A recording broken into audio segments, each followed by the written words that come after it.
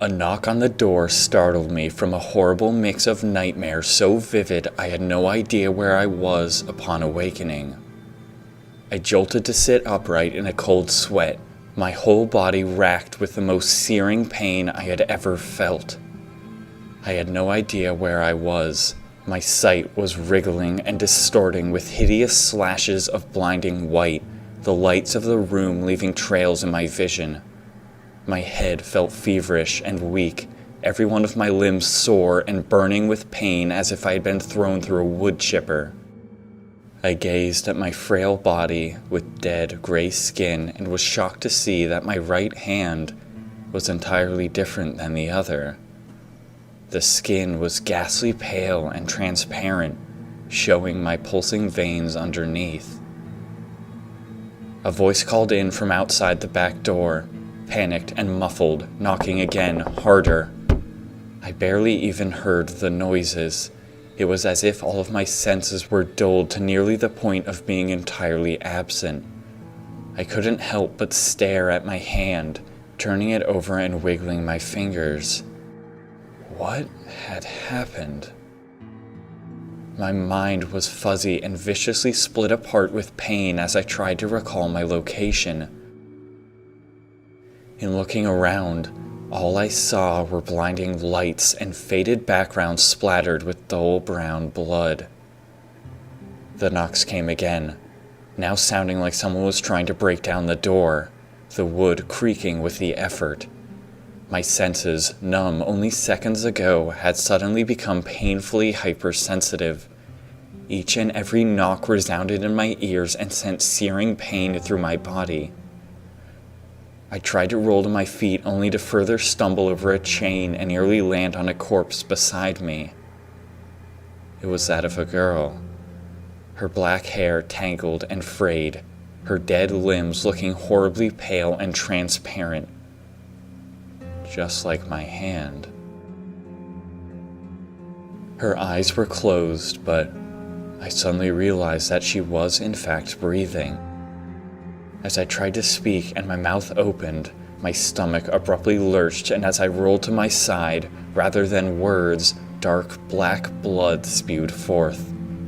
I convulsed violently, my insides felt like they were scrambled and torn apart. I curled into a ball, shivering, when I suddenly heard something beside me. Strained, raspy breathing. At great length, I was able to roll over to see the girl beside me lying in the same position she was before, staring up at the ceiling, her eyelids open now. Her teeth clenched in agony, and she slowly wrenched her eyes from the ceiling to look at me. Her pupils were vibrating at a horrible pace, dilating, constricting, and twitching in a way that suggested that there was something seriously wrong with her. Who the hell was this? Her lifeless lips parted slowly and death escaped out into the foul air. She was clearly trying to talk, but nothing came of her faint breaths. Her limbs remained stagnant and her eyes flicked around softly. I tried to say something only to feel more blood erupt from my lips. I doubled over and her eyes flashed with something indiscernible, her form still pinned on the floor, looking lifelessly up at the ceiling despite her attempts to move her tired eyes. My mind splintered with pain and I had another blood-filled coughing fit before I could get a breath in. Images of chains and corpses flashed in my mind. I had definitely seen this girl before, but where? And why was I scared of her?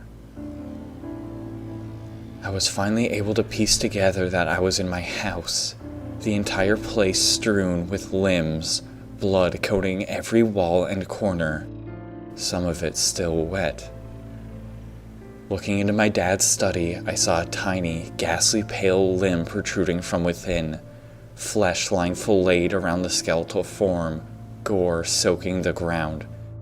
I suddenly tried to scramble to my feet in a panic as I heard the knocks start up again, more frantic and with muffled cries more hysterical than ever. The girl lying on the floor didn't say anything, but her eyes locked on me, her face displaying utter confusion. I coughed, gritting my teeth in frustration and finally finding a foothold as I grasped the railing and pulled myself to my feet. "Just stay here," I was finally able to wheeze to the girl. "Whoever this is can help." She winced but still seemed unable to produce words. I suddenly heard the lock click faintly and the door began creaking open. Panic consuming me, I began rushing down the stairs on shaking legs, meaning to stop whoever it was from coming in. As I did so, I suddenly stumbled over a lengthy chain tendril lying on the floor, and it rattled softly underfoot. My legs froze solid. Whirling around, I stared at the girl in disbelief. That sound. My mind reeled as horrible memories rushed forth, and as my foot lost contact with the slick, blood-coated staircase, the world leapt up to meet my broken body. I barely felt the hard crack of the wooden corners. My mind was far too numbed by the events of the past few days. Lying at the base of the stairs in shambles, my heart pounded against my aching ribs and the world swam behind a filter of darkness. As if coming from behind a glass pane, the muffled voice of a girl rang out as I heard the clack of shoes against the marbled floor on which I lay. "John? It cried. Where the hell are you? I know you're in here!" I tried to move, only to find that my actions played out sluggish and abnormal. My bones felt as if they lay in splinters. "They're evacuating everyone!" The voice continued. "John, I know you hate me, but my family's out of town. They took the car. I don't know what the hell to do." A girl finally stumbled into view, a suitcase gripped in her left hand. Her gaze was fixed above me, but her features fractured into horrified poses as her eyes flicked down to my form on the ground. A shriek escaped her throat and her hands flew to her face as her suitcase slammed to the tile. "John? She screamed, staggering backwards. What the hell happened?" Her light blonde eyes usually matched the color of her hair, but appeared even more of an eerie pale yellow as I widened in alarm and confusion. "Julie?" I cried back, rolling onto my side and trying to prop myself up. "How the hell did you get in here? Where have you... What is going on?" She stammered, horror continuing to spread across her face like a virus. I know where you hid the spare key from all those times I pet sat for your family." Her voice died out and her panicked eyes flashed with further terror as she glanced around her surroundings. "What the hell happened?" She again cried, running her hands through her knotted gold hair. "Did you see any armed men outside?" I cried, glancing up at Callie's paralyzed form nervously. "John, what the hell are you talking about?" Julie shrieked. "Are you okay?" "I'm fine," I coughed out, finally being able to prop myself up on all fours. "But, Julie, you have to get out of here.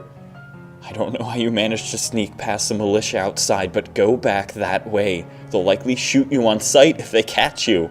"John, just stop!" she again cried, running over and placing her pale hand on my back. There's no one outside." I looked at her, her form blurring in my tired vision. I mean, she continued. "It was dark outside, but I'm sure I would have seen something like that." My lungs flattened and confusion flashed across my face. "You mean it's nighttime?" I cried. "You can't be serious!" She wrapped her arms around me and pulled me up as I squirmed in pain. "Yes," she said. "I'm serious. Why the hell does it matter? John, whose blood is this?" I didn't respond. Nighttime? The last memory I had was Callie's broken form emerging from a horrible mass of swirling blood. Everything after that was fuzzy at best. But what Julie had said meant that entire hours, nearly an entire day, was completely unaccounted for in my memory. In looking around, I saw many, many limbs and hacked apart bodies. Where had all of these people come from, and who killed them? From what shredded clothing I could make out, they looked like militia members, but the strangest thing was what looked like a hospital gurney lying flipped on its side in the center of the room. John! Julie again shrieked, wrenching me to my feet and beginning to lead me to the door, utter panic and terror twisting her face. What the hell is going on here? She began shaking me and fumbled for the door handle before screaming out. There's blood everywhere. Who did this? Are they still here? For fuck's sake! Are you okay? I'm fine, I cried, weakly tearing myself from her grasp. Don't worry, we're safe here for now, but... My voice died out as I tried incredibly hard to recall something the suited man had said. I couldn't recollect details, but something assured me that something horrible was on its way. They wouldn't simply give up and let Callie escape. It seemed as though they had already returned with a small team, but the apparent failure of that only meant more would come soon. And they wouldn't want to talk. Julie's arm snapped forward and gripped mine with such force she nearly drew blood from the skin. What the hell are you talking about? She screamed. John, I'm about to have a goddamn breakdown. Tell me what the fuck is going on? There's something coming for us. And something about the way the director talked about it tells me that we won't stand a chance. We have to leave here now. I'm sorry, I don't really have time to explain. Her stare was disbelieving, and I had no doubt she was debating simply running for it, convinced that I was out of my mind. She seemed to push these fears down, however, as her grip tightened even further and she stammered out. Okay, yes, sure, let's just go. Please tell me your car is out front. I think so, yes, I stammered, before groggily pointing up the staircase. But we're not leaving without her. Julie shrieked again, and her grip dropped from my arm as she saw Callie's hideously twisted form lying on the soiled carpet. John, who is that? She's dead. No, she's not, I replied slowly, but she can't move. I paused for a second before continuing. That's a good sign, actually. Julie tore at her hair, sending clumps of shimmering gold flaking to the floor. Breaking contact with her, I tried to begin staggering up the steps towards Callie. I'm sorry, John. I gotta get out of here. Julie suddenly said behind me, visibly shaking. Her hand twisted the knob, and I whirled around in a panic. No! I cried. Julie, I'm going to need your help! I began stumbling back down the stairs towards her before my balance suddenly faltered and I crashed to the ground, barely having time to extend my hands out in an attempt to catch myself. I watched Julie's haunted yellow eyes flick between me and the outside. Her name is Callie, I shouted in desperation, stopping Julie's heart. Her pale hand came to rest on the door and her eyes flashed back to me. Yes, I continued, wincing. Callie Ames. Julie's mouth muttered out silent words and her legs wavered slightly. The massacre. She stammered, the words like poison oozing from her lips. She survived? I know you don't remember that day, I continued, but Julie, you... My words faded out before Julie suddenly picked them up, repeating her question, louder now, asking. She survived too? I bit my lip and thought hard about my next words. Yes, I whispered. She survived too.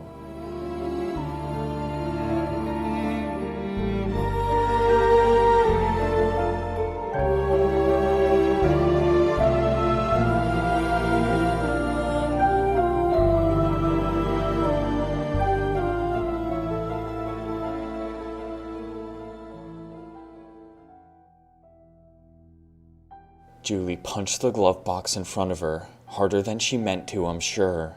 She reeled back and shook her fist violently, cursing under her breath. Do you expect me to believe any of this? She shrieked, rubbing her hand. Well, do you? I replied quietly, my tone giving away my fear at the whole situation. I stole a glance in the rearview mirror at Callie, who lay across the back seats, her chains spilling onto the floor. Julie's face grew irritated and she hissed out. It hardly seems like I've got a choice. For the 6th time in the past few minutes, a slight twinge of fear again fractured across her face, and I could tell she still didn't trust the girl lying paralyzed behind her. As I started up the car and slowly pulled out into the driveway, my stomach heaved at the sheer number of corpses lying in heaps on the asphalt. The bodies inside had only been part of a much larger fleet, a fleet whose limbs now crunched underneath the heavy tires of my car as I tried to weave around them. Another sight was impossible to ignore. Despite my wild attempts to keep it from my vision and out of mind, the flames painted our faces with a blinding orange hue, the smoke spiraling upwards from a hideously mangled pile of metal lying just off the driveway in the grass. A downed helicopter. Its blades were splintered in every direction, its metal shell crawling with flames as it warped with heat. To take a helicopter from the sky. What the hell had done all of this? I glanced back at Callie again, my eyes cresting with fear and disbelief. Surely she wasn't responsible for all this, and if she was, why had she still let me live? Callie's pale form simply stared at the ceiling. Moving her eyes seemed to be more work than she could muster. Her face looked panicked, however, and I watched a light stream of blood drip from her left tear duct. This wasn't good. I glanced again at Julie nervously. The scenery flew by us as I drove, the blackened, silhouetted trees rushing past like mangled ghosts.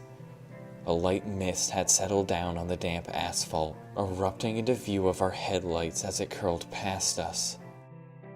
"I'll drop you off at the nearest bus stop outside Jeffco," I stammered, trying to hold back my panic at seeing Callie's eyes blink slowly, blood smearing down her face.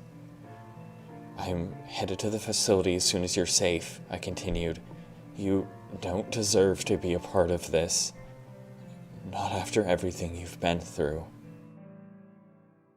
Her ghastly yellow eyes flicked to me, glowing in the reflective light. Her lids narrowed slightly, and after a few seconds she simply turned towards the window without saying a word, despite clearly wanting to. I gripped the steering wheel lightly, watching the cold night air rush past for a minute, before I let my voice quietly seep out. You know I don't hate you, Julie," I stammered. "You said that when you ran into my house." My voice paused for some time before I continued. "You don't really think that, do you?" This time, she didn't even look at me, but I watched her form tense, her pale hands gripping her legs tightly. "Just shut up." She hissed quietly. "Shut the hell up." My mouth fell open slightly and I turned back to the road, my skin shifting. "I'm sorry," I softly stammered. I understand this is..." "Just shut your fucking mouth, John." She suddenly screamed. "You're a big fucking moron, you know that?" My eyes widened, confusion splaying across my face, only causing her rage to intensify. Her yellow discs splintered together as her pinprick pupils constricted further and her eyes narrowed. "Stop the damn car," she hissed. I hesitantly carried on for a few seconds before pulling off to the side of the road, slowing down. Before the car even came to a complete stop, however, Julie threw open her door and stormed out into the frigid night. I awkwardly jostled the car into park and opened my door in a panic. I stole one last glance at Callie's paralyzed form before frantically stumbling out into the night to follow Julie. I shut my door and ran off the side of the road, quickly catching up to Julie as she stormed off. I followed her, asking what was wrong, but it wasn't until we were a considerable distance from the car that she finally snapped around to face me, and I saw rage burning in her eyes. Why the fuck do you care? She hissed. What the hell is wrong with you? My mouth croaked out nothing in particular, my confusion so complete that nothing came from my lungs. We both saw all those corpses! She continued, her fists balling in rage. There's a girl with metal chains erupting from her back, suffering from some sort of seizure, and you're covered in the blood of your own father, for fuck's sake! And you say that if you reach this facility, you can stop all of this. You can save this girl you care so much about. My brain slowly worked through her words, my face growing further perplexed as I stammered out. Yeah, at least that's the... Then why the fuck do you care about me? She screamed angrily, tears building under her hideously pale eyes. Why are you taking me in the opposite direction of where you need to go? Why do you say I don't deserve this? Her teeth gnashed violently and her eyes flashed in the light of a passing car. After everything I did to you, She cried. why the fuck don't you hate me? Julie, I stammered slowly, unable to complete this sentence before she cut me off. Mark killed himself! She cried. I know you heard about that. I did. I replied weakly after some time, unable to meet her glassy eyes. 3 surviving kids. She spat. You and Mark, the 2 who didn't come to class, and me, the only attending survivor. Julie, I pleaded, why are you... One day, She shook. 2 weeks after the incident, Mark just stopped texting us back. They found his body. Strung up in his room, I cried back, cutting her off. Julie, I know. Then why? She shrieked. Why then when you called me just looking for someone who understood, I told you to never talk to me again? Julie, I pleaded. I understand everyone deals with these things in their own way. You didn't want anyone reminding you of what happened. We needed to be there for each other. Julie cried, her fists slamming against her sides. I shouldn't have done that to you. We were all broken. I fought back softly, bringing up my hands slowly. I just had a moment of weakness after Mark's suicide, and I don't blame you for turning me away. I came to agree that isolation from people and events of the past was for the best. I was getting through it after a few weeks. Please don't feel guilty.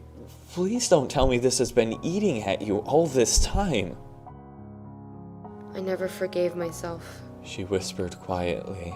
When you left for New York and got a new phone, I began to lose sleep. I began to not sleep at all. The doctors pegged it as acute insomnia brought on by the trauma, but I could feel the guilt slowly tearing me apart. Her voice paused for a short while, the wind rustling the dead grass underneath our feet before she softly continued, stammering. I fell pretty hard, John. Her hands began to lightly rattle and her eyes flashed to the trunk of my car upon saying those words. That's where she had put her suitcase. The air seemed to chill further, the shadows of the world lengthening as her pale skin stretched into a faint smile, tears streaming down her face. Julie, I stammered, why didn't you say all of this before? I never blamed you. 3 years of that? When I returned at the beginning of this year, why didn't you say anything? I never even saw you at school, Julie. I didn't go to school much. She softly stated. I didn't go out much at all. I didn't want to bother you. You made new friends, always invited them over to your house. That Penny girl practically lived there. Max and Sarah always smiled and laughed when they were with you. I wasn't welcome. Of course you were, I cried, my eyes going wide with horror. Julie, what the hell? I asked everyone about you. Nobody even knew you. You had fallen off the face of the earth. I went to your house one day to see that the newspapers had begun to pile up, months, maybe years of them. Julie, I knocked, but nobody answered. Don't tell me you were just crouched inside all alone. My voice paused slightly before quavering to nothingness as I stammered out my next question slowly. If that's true, how do you know the names of my friends? Her face erupted in red, her strange demeanor instantly shattering as her usual harsh front presented itself, and she stumbled over her words before barking out. I went to school sometimes, you just never looked for me. Her eyes shifted nervously before locking on my face again and narrowing. What matters is that you stop being so insincere and pretending to care about me just to make me feel bad. I'm apologizing now. I'm sorry. Her brow furrowed as she continued. There. Now you have nothing to hold over me. No more of this stupid game. She began walking to the car, her flowing blonde hair swirling in the increasing wind, beginning to carry light snowflakes. Julie, I stammered, running to walk alongside her, concern flashing through my mind at her lack of understanding of the overarching situation. I'm not trying to make you feel bad. I'm not pretending. This isn't some stupid game. You are seriously in genuine danger if you stay with us. That's why I'm helping you. She simply continued walking, her face determined and locked straight ahead. I took a breath, looking at her haunted, pastel yellow eyes. It had been bothering me since I told her the story of the past few days, filled her in on everything. But her strange behavior finally caused me to snap. You just learned that one of your classmates is the host for a parasite that carried out the massacre, I screamed. You just learned that there's an organism that is capable of distorting matter with the sole goal of eradicating mankind. Why the hell isn't this fazing you? You can't tell me you've so easily accepted everything I've said as fact. I stopped in the street as I watched Julie's form screech to a sudden halt, her eyes going wide. Before I even turned towards the car, I could tell something was wrong. The odor was the first thing I noticed. Singed leather.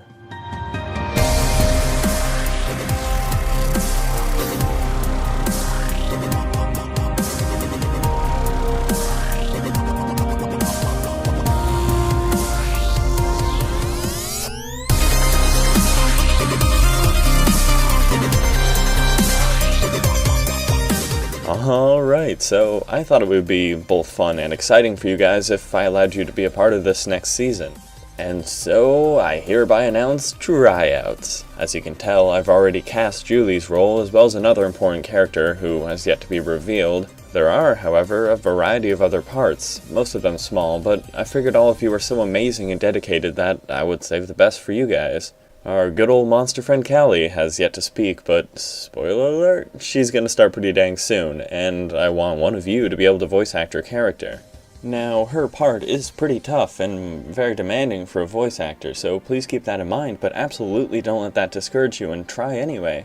If you are at all interested in her or any of the other characters, please send me an email saying so, and I will give you a list of possible characters and some lines of theirs. Just record the lines of the character you wish to voice act so I can get a good feel of your voice, and we'll go from there. We are, of course, running on a very tight deadline, so let me know as soon as possible. I wish you all the best. Good luck.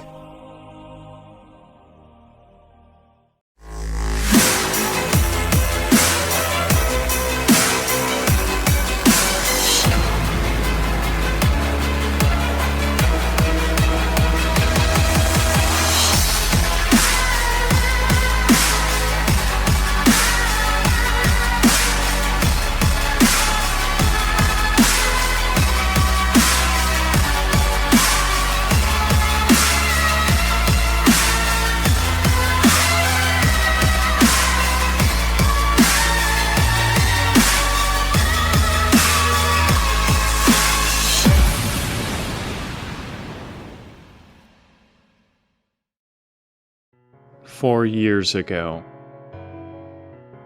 You little shit! Julie hissed, panic spreading across her face. You actually did it? You're such a damn nerd. It's not being a nerd, I laughed in her face. It's called just actually doing my work every once in a while. Nobody did this assignment. She snapped, hitting my forehead with her palm. It's 8th grade, John. Quit taking things so seriously. I swear to God, if you remind the teacher about turning this in, I will kill you. I smiled devilishly and shrugged my shoulders.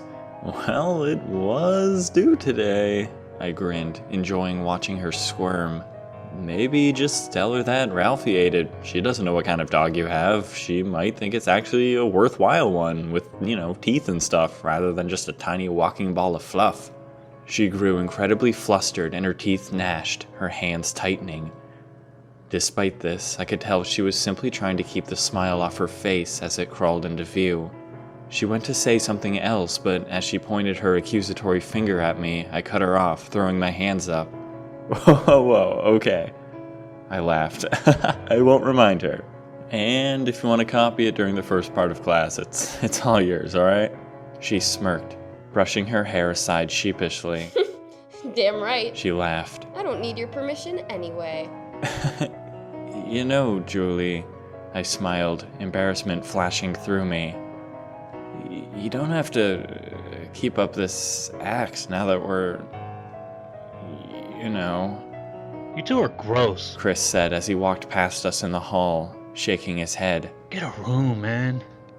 Julie's hand tightened around mine and horror ignited across her face as it reddened. Her eyes were cast downwards and she writhed uncomfortably, her smile making her face glow. Her other hand fiddled nervously with the strings on her lavender hoodie. Sorry. She squirmed. Old habits. When I'm embarrassed, I just kinda... I sort of forget how to, Her eyes flicked up to me before melting away in embarrassment, her nervous smile growing flustered. It's just... She stammered. I've never... Yeah. I coughed uncomfortably, feeling her fingers interlaced with mine. I understand. I don't mind. It's what makes you, you. It's cute. Her eyes splintered open in ghastly panic, her body seizing up as she nearly broke my hand in her tightening grip. Sorry, I stammered quickly. That was awkward. Sorry, I'm really not good at this clearly. No. She breathed, her hand leaving mine as she shoved both fists into the pockets of her hoodie, staring down at her shoes. That was really sweet. The snow fell outside, heavy and thick, like ash from the blackened trees, scorched in the aftermath of a horrific firestorm. The void, hollow chill from outside tried to seep into the school, tendrils of frost dancing across the shuttering glass doors. The sky and earth met as one solid gray mass, indistinct and dotted with falling slag, like static from a poorly broadcasted signal. The sun was all but invisible, the world in some sort of permanent twilight, a state of suspended animation. The all-consuming silence continued for some time before Julie softly went to brush her hair to the side again. As her hoodie sleeve dropped slightly, my heart staggered and the chill from outside rushed into my chest. My breath caught as my hand snapped forwards to grip her arm, pulling down her sleeve. Her eyes went wide with horror and she scrambled to tear her limb away from me. John, She cried. Stop it! Julie, I staggered, gazing at the discolored, lumpy purple bruises, rage instantly tearing my heart to pieces. It happened again? I screamed in disbelief, my hands balling into fists. It wasn't that bad this time. Julie shrieked, finally able to wrench her arm away from me, instantly covering herself and looking away. I'm going to fucking kill him! I cried. I'm going to tear his damn limbs off! John! Julie shrieked, her hands rushing forwards to grip my shaking fists. Please, stop! stop. You're not helping. There's nothing you can do. You have to stop this. No, I screamed, throwing her hands from mine. This time he's gone too far. Things were supposed to be better for you once you got away from your parents for the investigation. Why does everyone want to hurt you? It's fine. Julie pleaded, glancing nervously around the hallway. It's normal. Once I'm 18, I'll just go. It's not normal, I screamed. Julie, the fact that you believe that makes me sick. She went to interject, but I wouldn't let her. Her haunted, yellowed retinas glistened with tears. Look at your damn eyes, Julie, I cried. No parent should let their child go so long without treatment, let alone for something they caused. The degenerative retinal disease wasn't caused by them. She fought back. It was just kind of accelerated by the Because fact... they didn't feed you, I screamed. You were locked in lightless rooms for weeks at a time. Julie, don't tell me you think that's acceptable. That's not normal. That's not even remotely close. Those people were fucking monsters. Shut up, John! Julie snapped, glancing down the vacant hallway nervously. You're exaggerating things again. You don't know anything. I'm telling you, please stop this. The doctor said it was a miracle you didn't lose your sight. I cried. You nearly died, Julie. If no one had called child services, you could have... And I thank you for that. Julie pleaded. I can't ever repay you for what you did. But you can't fix everything. You can't save everyone, John. Yes, I can, I cried. Julie, I won't rest until you're safe. When your uncle offered to watch you as they conducted the investigation, I immediately knew something was off about him. Nothing has changed for you. I'm not giving up. You matter to me more than anything in the world. Don't you dare tell me that I can't save you. You can't. She cried, her eyes pleading and filled with sorrow. John, just please don't throw this all away so you can be the hero. He could hurt you, John. He could really hurt you.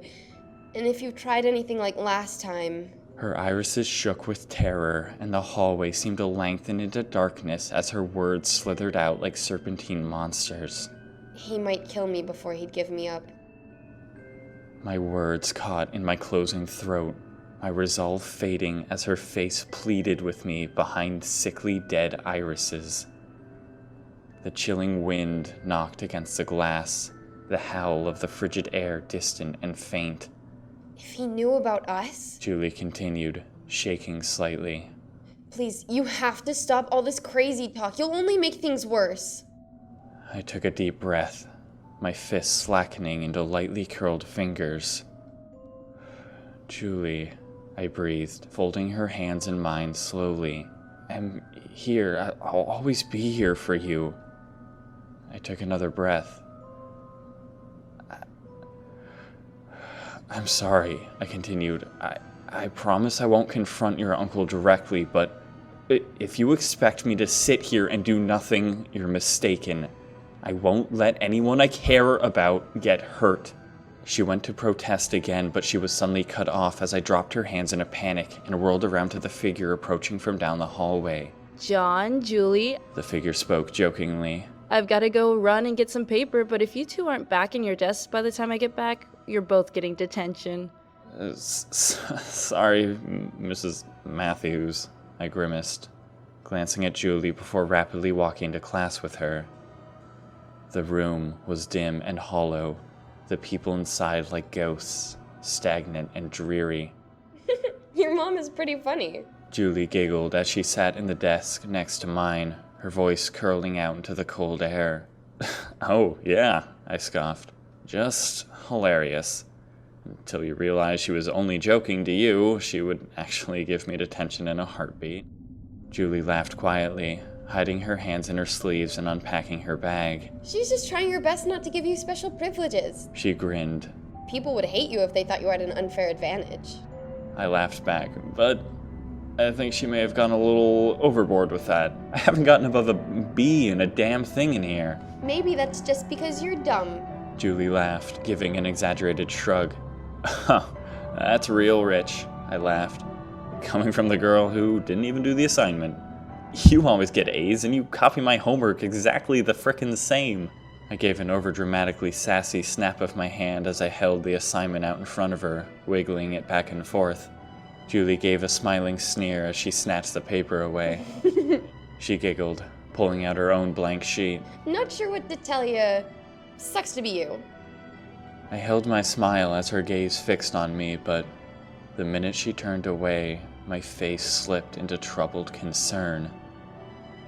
How the hell could she pretend like everything was okay? How could she pull those jokes, force that smile? Why wasn't she mad? Her form seemed to be receding into the background of the grayscale classroom, everything within colorless and crawling with lifelessness as the snow pattered silently against the windows, slowly decaying the outside world away. The heater in our school worked just fine, but it was almost as if the anticipation of the cold kept the room still and haunted, as if we might be consumed by the frozen vastness at any minute. A brutal cough suddenly rang out beside me, and I couldn't help but smile. My hands moved sluggishly as I rummaged through my backpack, my muscles tired and weak from merely walking to class in this bitter cold. I finally found a cough drop and lifted it up slowly. Dude. Mark suddenly spoke from the desk right of mine, taking it graciously. Biggest bro ever, man. I laughed. I try my best. How long have you had that cough? Since this morning. He sighed. Oh, fuck. I hate getting sick.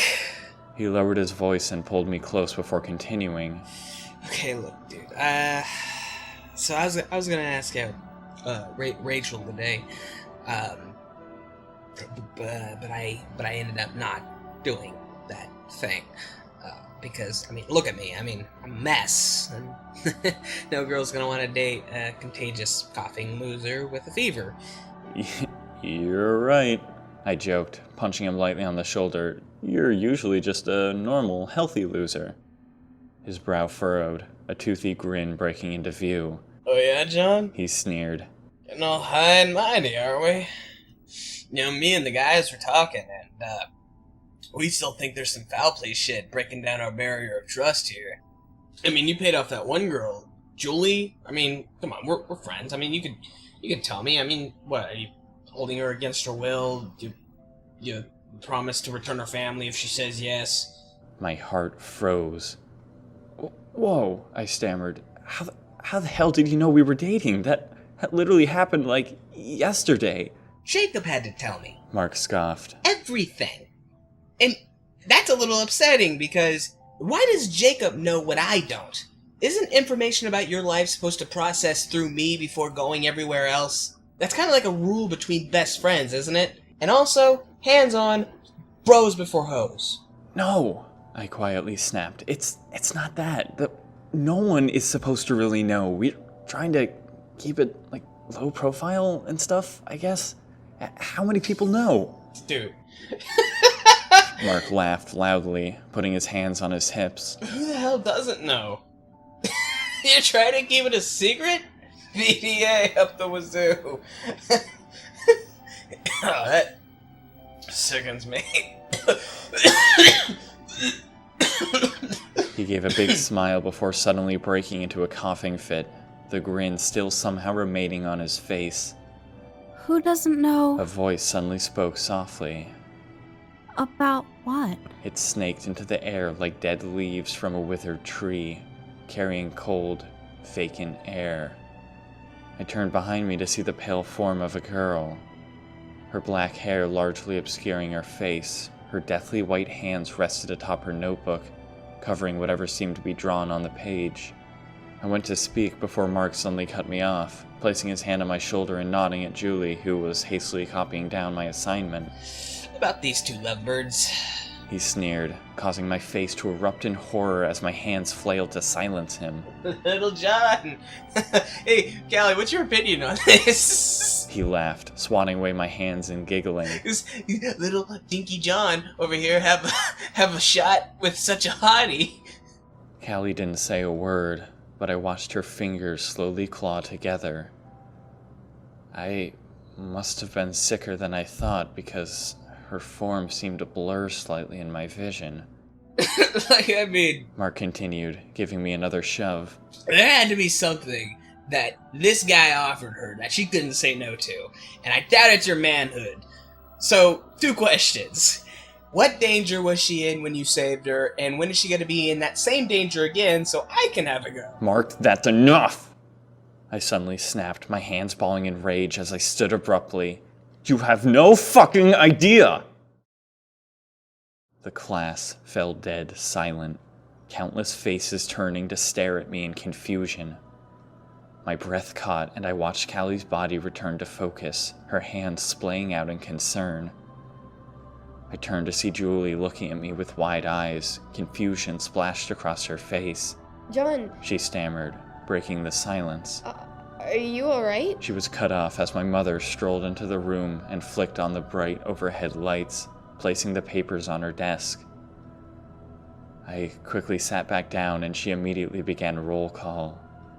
My face burned red hot and I could still feel eyes staring at me despite my attempts to hide myself as the class settled into stillness. Yo, bro. Mark eventually whispered beside me, his face knitted with concern.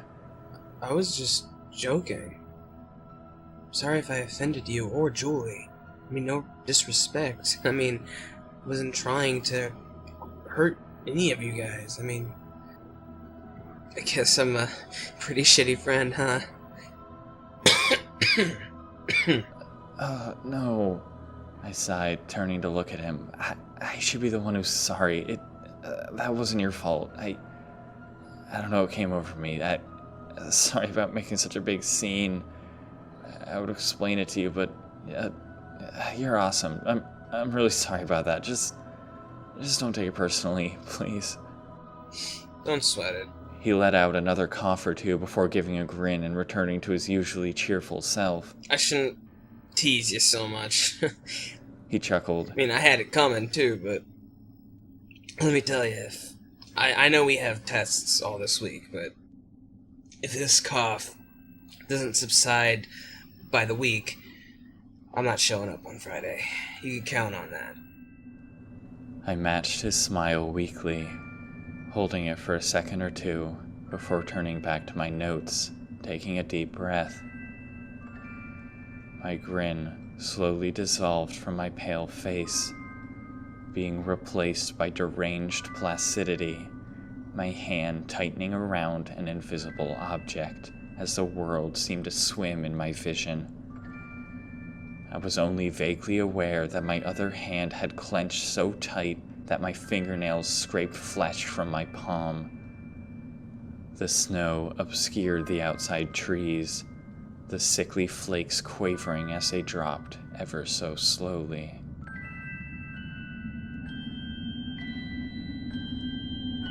Present day.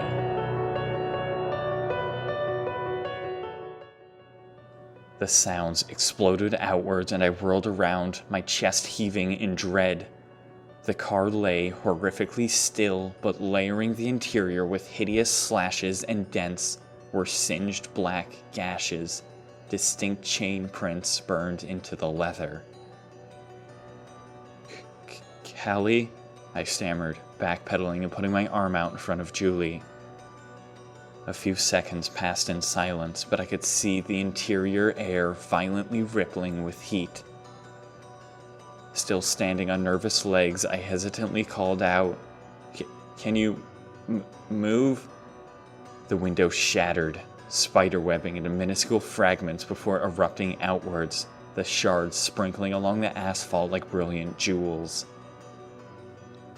When did this happen? I flinched, fear slamming my heart against my ribs. How much can you distort, Callie? Please tell me you can speak. Callie, are you in there? The door slowly creaked open. Callie's ghastly form spilled out onto the asphalt like a corpse, blood running down her face. I felt Julie stagger beside me, her breath catching. Callie's movements were all rigid and wrong as her limbs twisted on the ground to begin holding her up. She clearly had minimal movement abilities, but even the slight improvement showed that the parasite was still alive to some extent. Her broken body quavered, her pained eyes dripping with crimson, the blood vessels in her eyes having ruptured. Her chains slowly spilled out of the car like serpents released from a cage. Julie grew faint next to me, but she held her ground. Her pastel yellow eyes narrowed. I took a step towards Callie, but as I did so, Julie's hand rushed forwards and gripped my arm, holding me back. Her eyes blazed like hot coals and locked in my gaze. She shook her head. Callie's haunted eyes flashed to us, her back hunched over as she used everything she had to simply stand up, her spindly form positively crawling with distortions. Her gaze searched us with utter confusion, our form seeming to cause her pain as she winced and blinked heavily, attempting to wipe away the sticky blood coating. Her chains slowly snaked limply into the air, not necessarily menacingly, but rather as though she were curious, using them for the first time. I winced as I saw another pair of headlights rise up over the horizon, headed towards us. My heart hammered, and I knew I couldn't let a passerby see Callie in this state. Her metallic spears danced in the faint light of the approaching witnesses. I went to put my hand out to Callie, only to have Julie suddenly step out in front of me. Callie, She stammered. what are you? The air suddenly shrieked with energy, and before I could say a word, a black streak tore through the night. Blood speckled my face, and Julie let out a strangled gasp as her form was slammed to the ground, a squirming tendril of metal through her shoulder. Her lavender zip-up hoodie became soaked in heavy crimson as her eyes went wide in horror. Callie hissed venomously, her hands clawing as another chain arced into the air, ready to cleave off Julie's head. "Stop!" I shrieked in sheer panic, taking a step towards the creature. Her head snapped to me, and her form shifted awkwardly before softly hissing at me. I went to continue, but was suddenly stopped as her face flashed with a sort of recognition, and a light smile crawled across her pale skin. Then she spoke. Her voice was guttural and strained, but after a second or two, her vocal cords seemed to kick in, and a horrible sort of human speech imitation oozed forth. Stop! She repeated, blinking several times. I stood, utterly stunned for several seconds as my skin shifted with horror. Her head slowly tilted and strained, cocking slightly to her left side. Stumbling over words, I subconsciously put my hands up, only to see her disjointed form do the same. Callie, I stammered, vaguely aware that she was synchronizing her blinks with mine. What the hell are you doing? She began repeating the sentence. Her eyes locked so intensely upon my face that I could feel them boiling my skin. She tried to finish her words, but the air began to quaver unsteadily, and she slowly collapsed to her knees. She softly looked back up at me, her face plain and emotionless as her skin flashed horribly pale and more blood dripped from her left eye. The passing car swept by, but my fears were instantly realized as Callie's dead white face was illuminated by red, the car's brake lights coming on. Julie squirmed to my right, and I watched her teeth grit together as she hid her hands in her hoodie sleeves. She used the cloth to grip the scalding metal and quickly wrenched it from her shoulder, letting out a gasping breath before instantly rolling out of range, scrambling to her feet seconds after. Her hands clenched in rage, and her feet wobbled slightly as they held her up. Callie turned to look at her, and her eyes instantly narrowed again, her chains slithering on the ground. She was able to rise to her feet after considerable effort, but before she could take a step towards Julie, I ran out in front of her again, my hands waving frantically. Callie, I cried, fully aware of the sound of car doors opening behind me. Who am I? She looked at me for a good while, the black recesses of her eyes filled with a sort of emptiness that made my stomach churn. She didn't get the chance to answer, because in the next second a man's voice spoke up, shouting, "Are you okay?" Callie whirled around to face the two approaching figures, and my fears only intensified. "What happened here?" The man asked, a woman who I presumed to be his wife stopping beside him in a panic. Nothing, I interjected before Callie could do anything. We're fine, thank you so much for your concern, but we really need to go. I looked at Julie to see her eyes narrowed and fiery. I tried to usher her and Callie back to the car, but the two strangers didn't seem to want to let us go. Whoa, whoa, whoa. The man stepped in front of me, his hands splaying out. What the hell happened here? These two girls look injured. If you're going anywhere, it better be to a hospital. Yes! I cried, louder than I meant to, due to seeing another car beginning to crest the hill. We're going to the hospital, that is, if you would let us. Still utterly unconvinced, the man turned to Callie and asked, "Ma'am, is this man taking proper care of you?" I saw his eyes crest with fear as he saw how utterly ghastly she looked up close and how unresponsive she was. She's fine, I cried, putting my hand on her shoulder, noting that it wasn't telekinetically slapped away. "Like hell she is. The man yelled, pushing my hand away, his anger and concern building. She's clearly been drugged, and what the fuck is..." His speech choked as he noticed that the metal chains scattering the ground were threaded through her back. He was quickly becoming hysterical. "Listen," I stammered, my eyes darting between him and the approaching car. This was getting out of hand way too fast. Julie, I stammered, pointing to her. "We're going to the hospital, right? There's just not enough time to explain everything, right?" Right, She cringed, her tone unconvinced. but John, we can't go with Callie.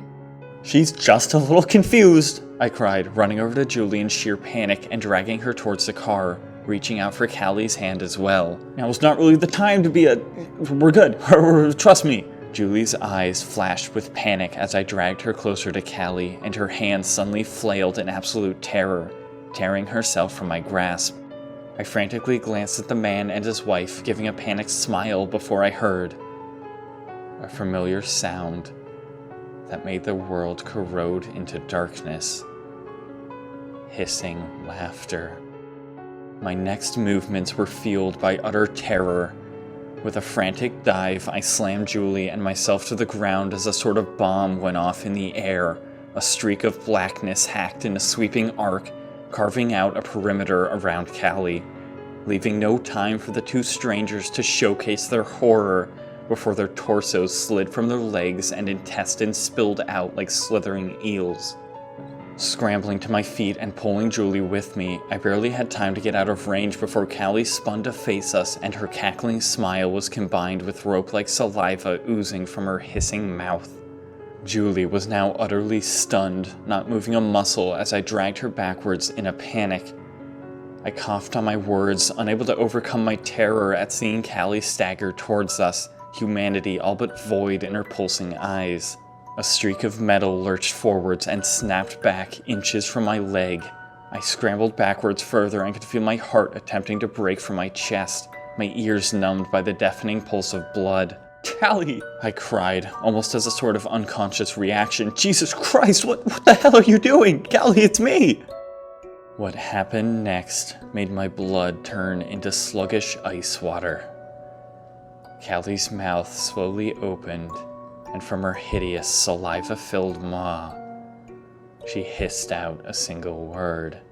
John. The distortive air around her was beginning to flicker and fade. Several more slashes arced through the air, and I could feel the heat of the metal as it rushed past.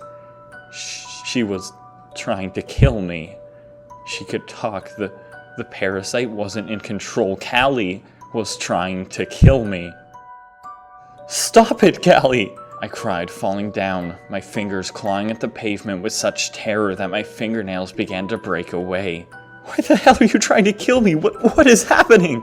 You're in Danger. she cried, her speech improving with every word as her eyes suddenly splintered wide with horror.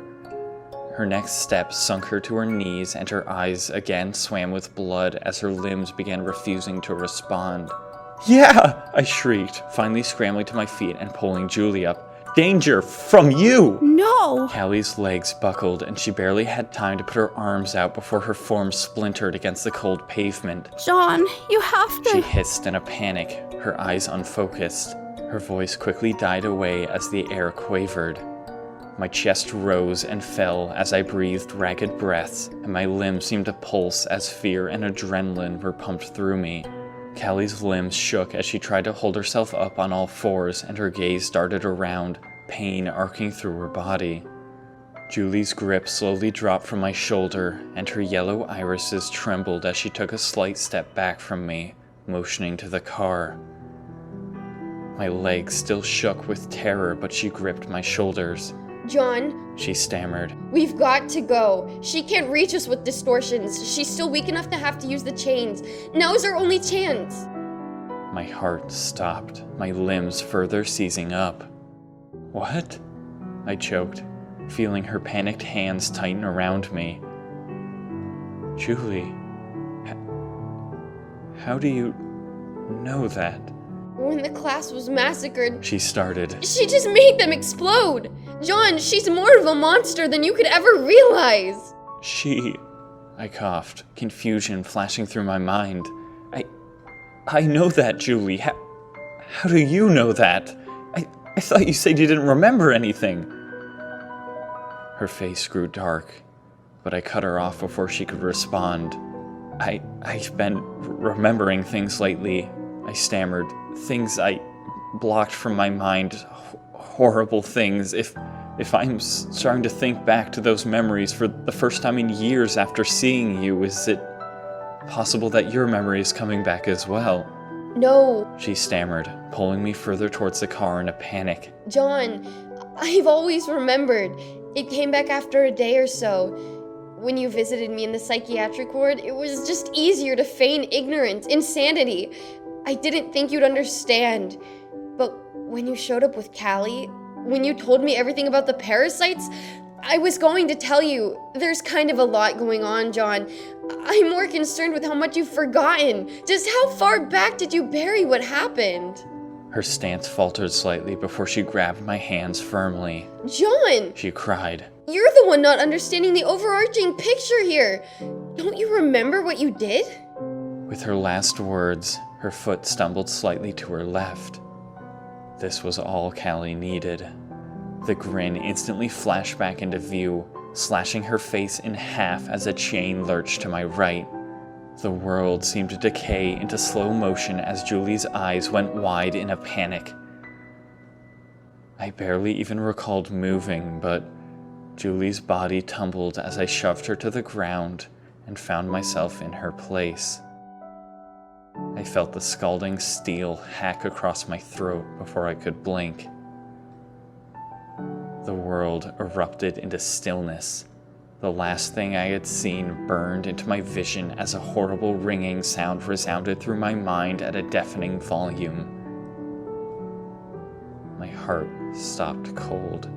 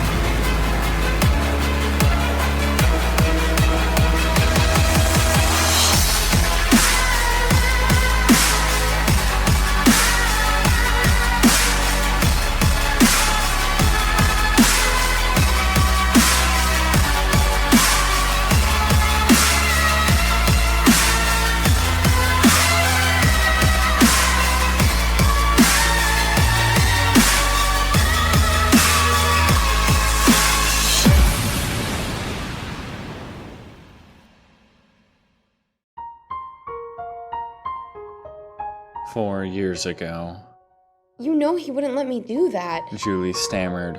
Confusion splashed across her face. John, that's pretty obvious. He barely lets me go to school. Why the heck would he let me go home with you? Are you feeling all right? You seem pale as hell. I laughed sickly, my quavering hands clenching together. I shoved them in my pockets, hiding the raw, scratched-away flesh, and glancing to my left nervously as I continued. I'm fine, just a little sick is all. Julie's one good eye scanned me up and down, her concern building, her hands moving to brush more blonde hair in front of her right eye, obscuring the way the bruise had fused it shut. John, please, you don't seem normal. She stammered. What's going on? I told you, my eye was just an accident. He didn't mean to. He tries not to hit my face. Her tone dropped slightly, her eyes sliding to the ground as she continued. He says I'm too pretty to have bruises there. My teeth clenched, my fists beginning to shake in my pockets, before I quickly regained my composure. Really? I laughed, careful not to show my palms as I gave an exaggerated smile and grabbed the straps of my backpack. I'm fine. But I might not be at school on Friday. I think I caught what Mark has. If he's not coming to school, there's no way in hell I am. I might call in sick. She looked at me, skepticism arcing through her hollow eye. You haven't seemed at all sick. She stammered. John, if this is about me, I told you I'm fine. You don't seem fine, I muttered to myself. How could you be fine? I haven't saved you yet. What? She questioned, taking a step towards me. I can't hear you, John. You know you can tell me anything, right? I care about you more than anything. A twisted smile crawled across my face, ripping through my flesh as my fingers tightened again around an invisible object. I know, I said softly, my heavy, sleepless eyes meeting her form. And I care about you more than you know. Okay. She smiled uncomfortably, seeing the black rings of insomnia under my eyes, the way my gaze shook slightly, unable to maintain focus on anything for too long. And I lied. You do look pretty damn sick. She breathed worriedly before forcing out a laugh. It's only Wednesday, though. Are you sure you're gonna make it to Friday? I smiled, grabbing her hand softly, hoping she wouldn't feel the lacerations. I'll be fine, I grinned softly. Please don't worry about me. This has been a tough week so far for you. Thank you, John. She whispered softly, her head resting against my shoulder. I promise, everything will be alright. My smile twitched into view, my tears freezing in my hollow eyes as I gripped her hand. I know, I breathed, my lungs shaking. Soon. Present day.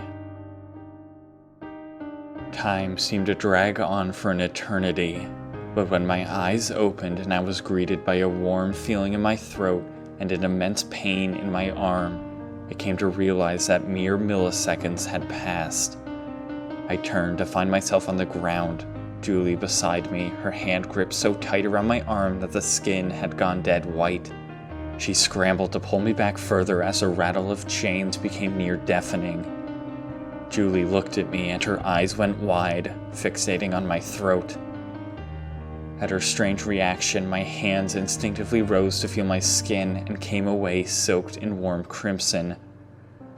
I tried not to panic, but the pain started soon after, the gash feeling as if it caught fire and my neck was fixed in a stranglehold by barbed wire. My eyes went wide and my hands splayed out in front of me, unsure of what to do. Nothing came from my breaths, and my limbs began to curl together into stagnation as I lost control of them. It's not deep. Julie cried, her flashing blonde eyes showing just the opposite of her panicked lie. I turned back to Callie to see her eyes locked on me, her face contorted in horror as a panicked gasp escaped her throat. Her mouth spoke, but nothing came out.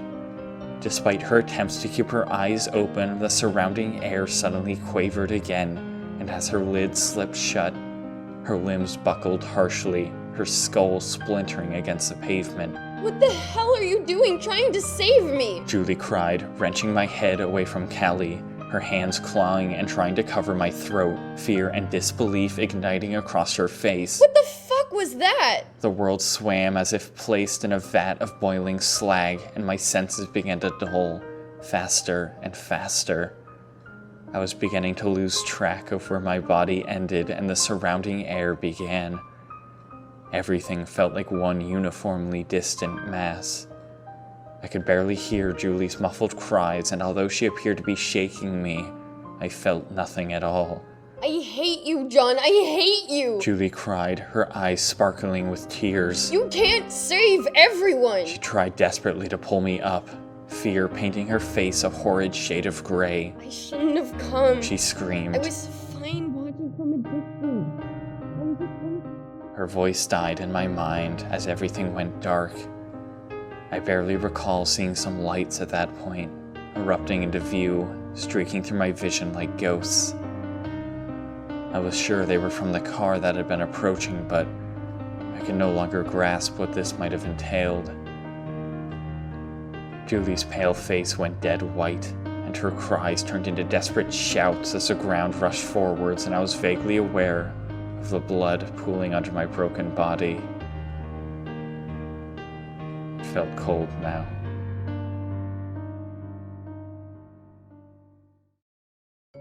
"4 years ago." "Where is she?" I breathed, panicked, looking at my mother with shaking irises. Did the school contact her uncle? Why is she absent? John, of course the school contacted her. She's probably just sick. My mother spoke softly, horror flashing through her eyes at my panic. What has gotten into you? Are you feeling alright? You've done nothing but lock yourself in your room for the past few weeks. Your father and I are beginning to worry. She glanced at the classroom behind me, trying hard to keep her voice to a whisper. I'm sure Julie is fine. She continued. She fell and got that nasty black eye, right? She probably wanted a day or two to get that healed a little better. Look at you. You should be worried about yourself. I'm gonna call your father home from work. "No!" I snapped, my voice raising louder than I meant it to. I stammered. Really, I'm fine. Julie was supposed to help me on a project is all. I'll have to yell at her later though, I guess.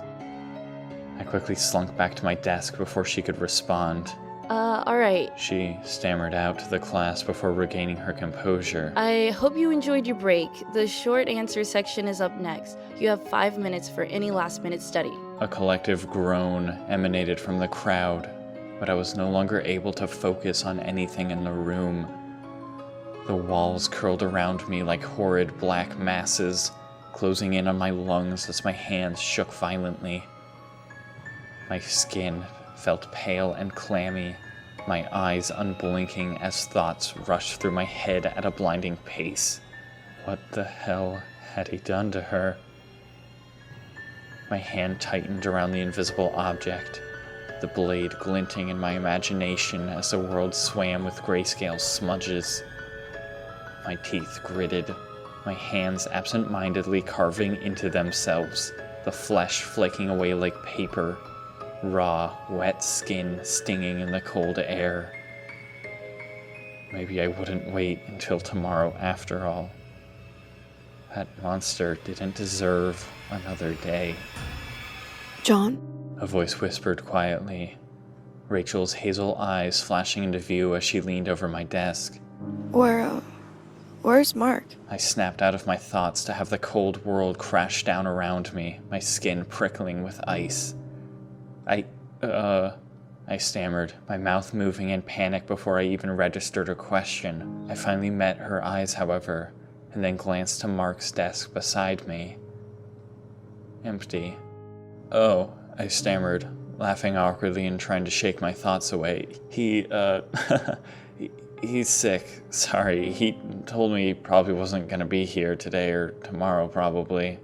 Oh, She breathed softly, before picking up her tone and smiling. okay. I'm sorry, I stammered. Well, I'm sure you saw he was pretty sick. If he's missing school, it must have gotten worse. My thoughts cleared further, and I slowly sat upright in my chair before looking at Rachel slowly.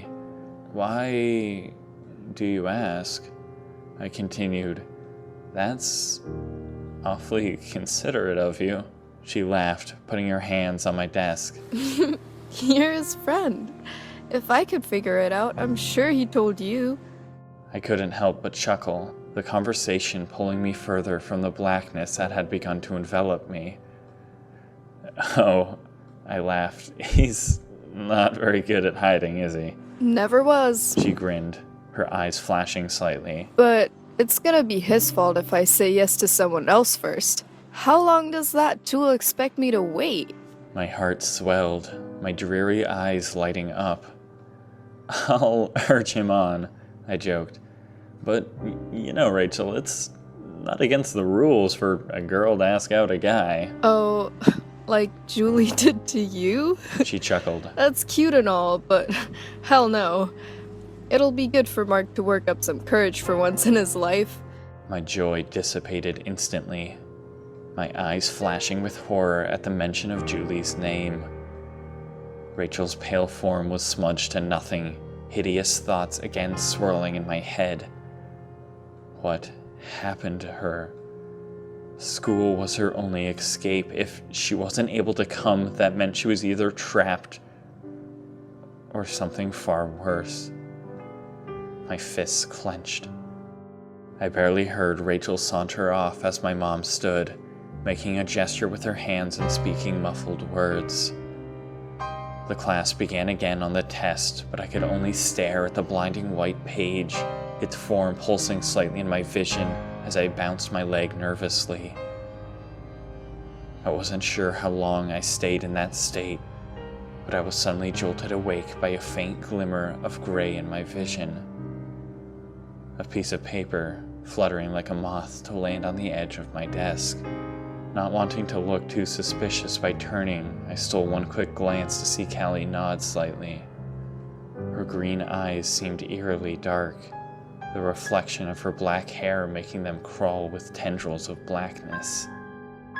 I picked up the paper slowly and unfolded it on the desk. What is wrong?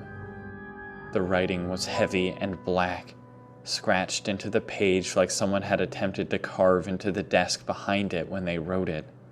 I slowly picked up my pencil, ready to write some bullshit answer back when the door to the classroom suddenly opened.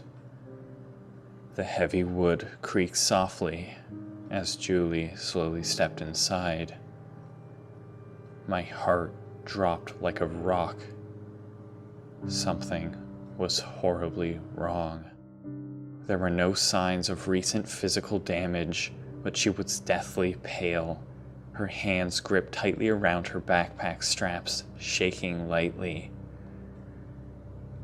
She had never before shown an ounce of weakness to anyone but me, but as the classroom all turned to look at her, she seemed unable to keep from quaking.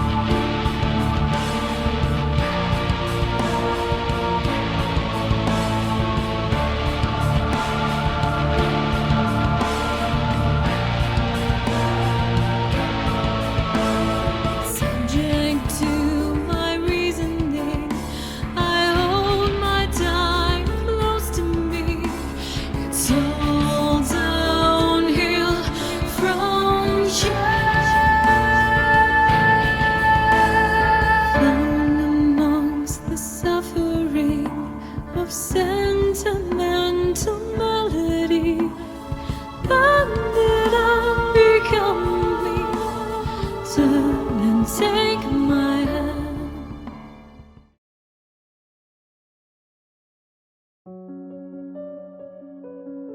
4 years ago. The snow stung at my skin as I trudged headlong through the wind. The faint blue sun emanated no warmth as it rose slowly behind the swirling mass of gray slag. It was about 6:30 in the morning as the phone dropped from my ear and I shoved it into my pocket. School would have just started by now, I thought to myself, thinking back to the way I had told my mother I was too sick to attend. I wasn't really lying to her. My appearance alone was probably what convinced her. But as my hands shook in the insides of my jacket, the blood beginning to dribble from the red wounds, I was likely more sick than I knew.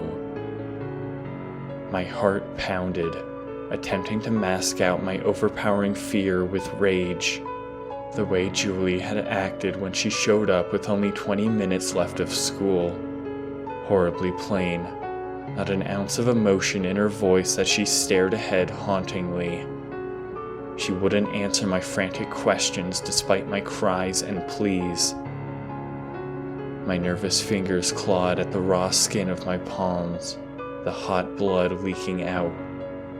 The warmth was just as numb to me as the searing pain it brought. Whatever her uncle had done to her this time was more than she could take. To be broken again after everything she had been through. My skin crawled at the very notion of what could possibly have done that. My hand tightened around the very real object in my pocket. The handle warm and sticky from my own wounds. I had been kidding myself all along. I wasn't going to do it. I hadn't slept all week, mulling over the idea in my mind, the notion like a sickness that made my stomach churn. My tired mind fought the black sludge with what little strength I had left.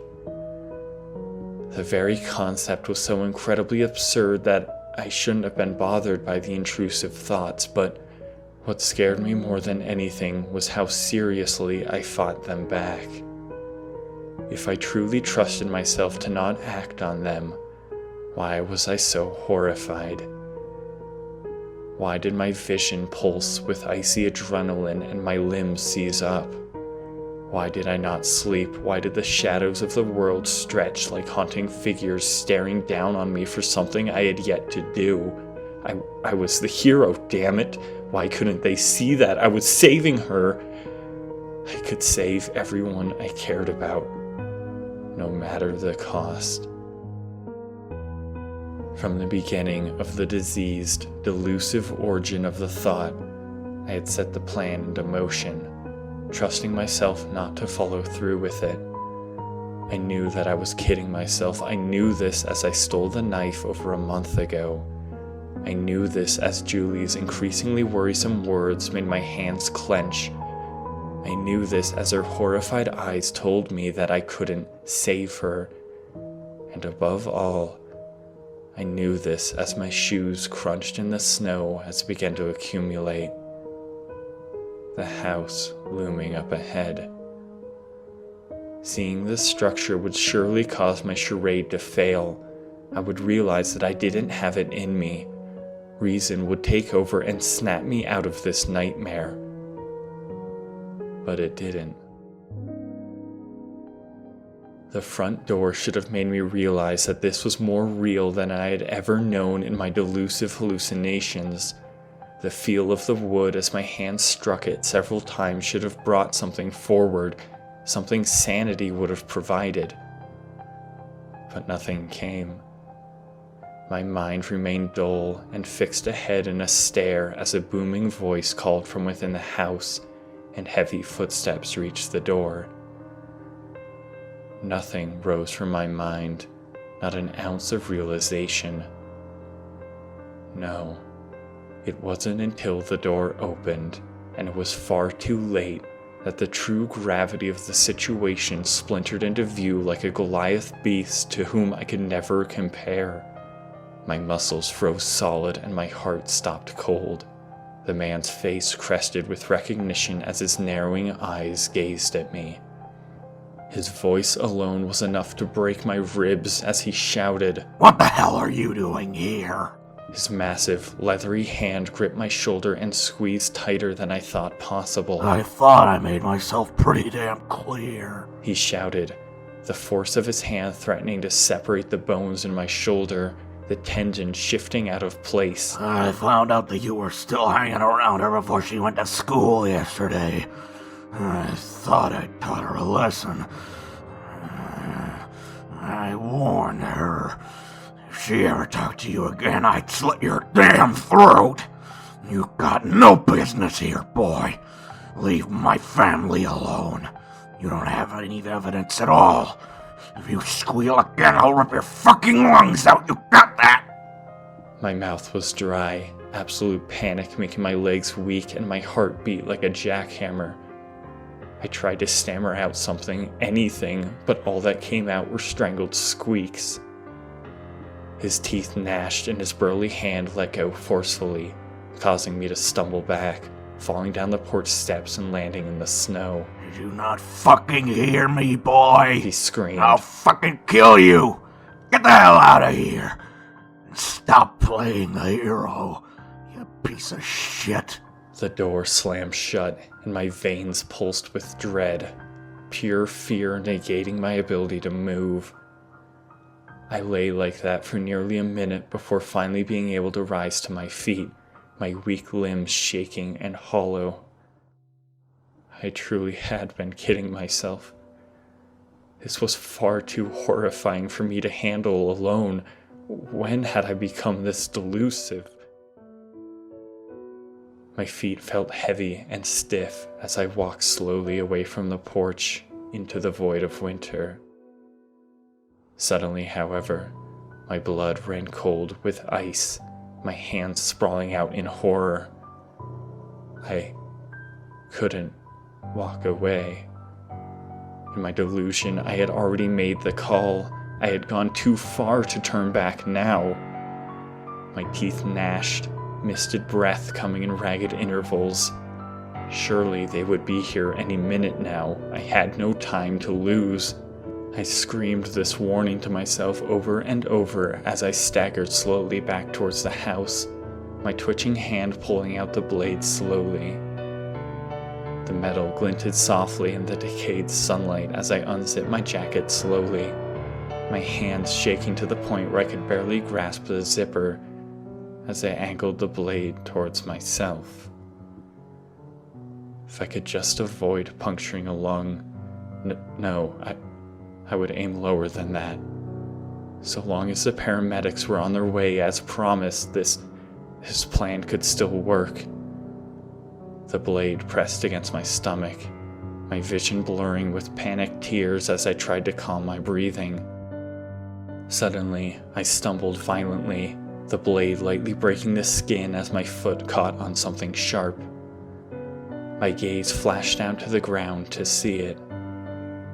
Jagged and broken, almost concealed by the falling snow. What was left of a doghouse. The structure was utterly flattened, the splintered wood lying in shambles. My eyes went wide.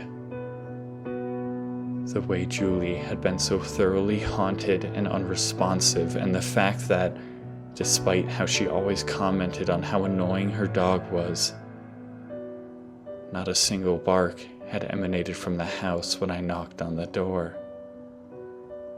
My blood froze, my stance going rigid as the realization drained the color from my face. Before I even had a chance to process anything, however, the door again swung open and the man stepped out behind me, his voice cutting through the cold air. "How many times do I have to tell you before you fucking listen?" He screamed. "I'm about ready to break your fucking neck, you hear me?"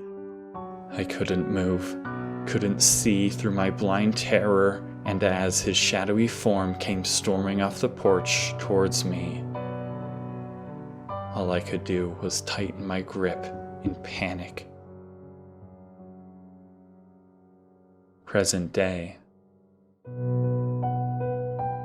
The room was darker than I could have imagined, so much so that I thought I was confined within a small lightless box until my panicked limbs thrashed outwards to reveal that my space was far more expansive than I thought. It took me several minutes to realize that the silence surrounding me wasn't very silent at all. It was filled with beeps and the hum of distant lights. My eyes slowly came to focus and I began to make out the contents of the room around me. A light green curtain draped down like a corpse to my left, the area otherwise empty and expansive, white walls sparsely filled with small pictures, charts perhaps, rapidly vibrating in my distorted vision. Glancing to my right caused me to draw a breath. Slumped onto the covers of my bed was a mess of human hair draping over my arm.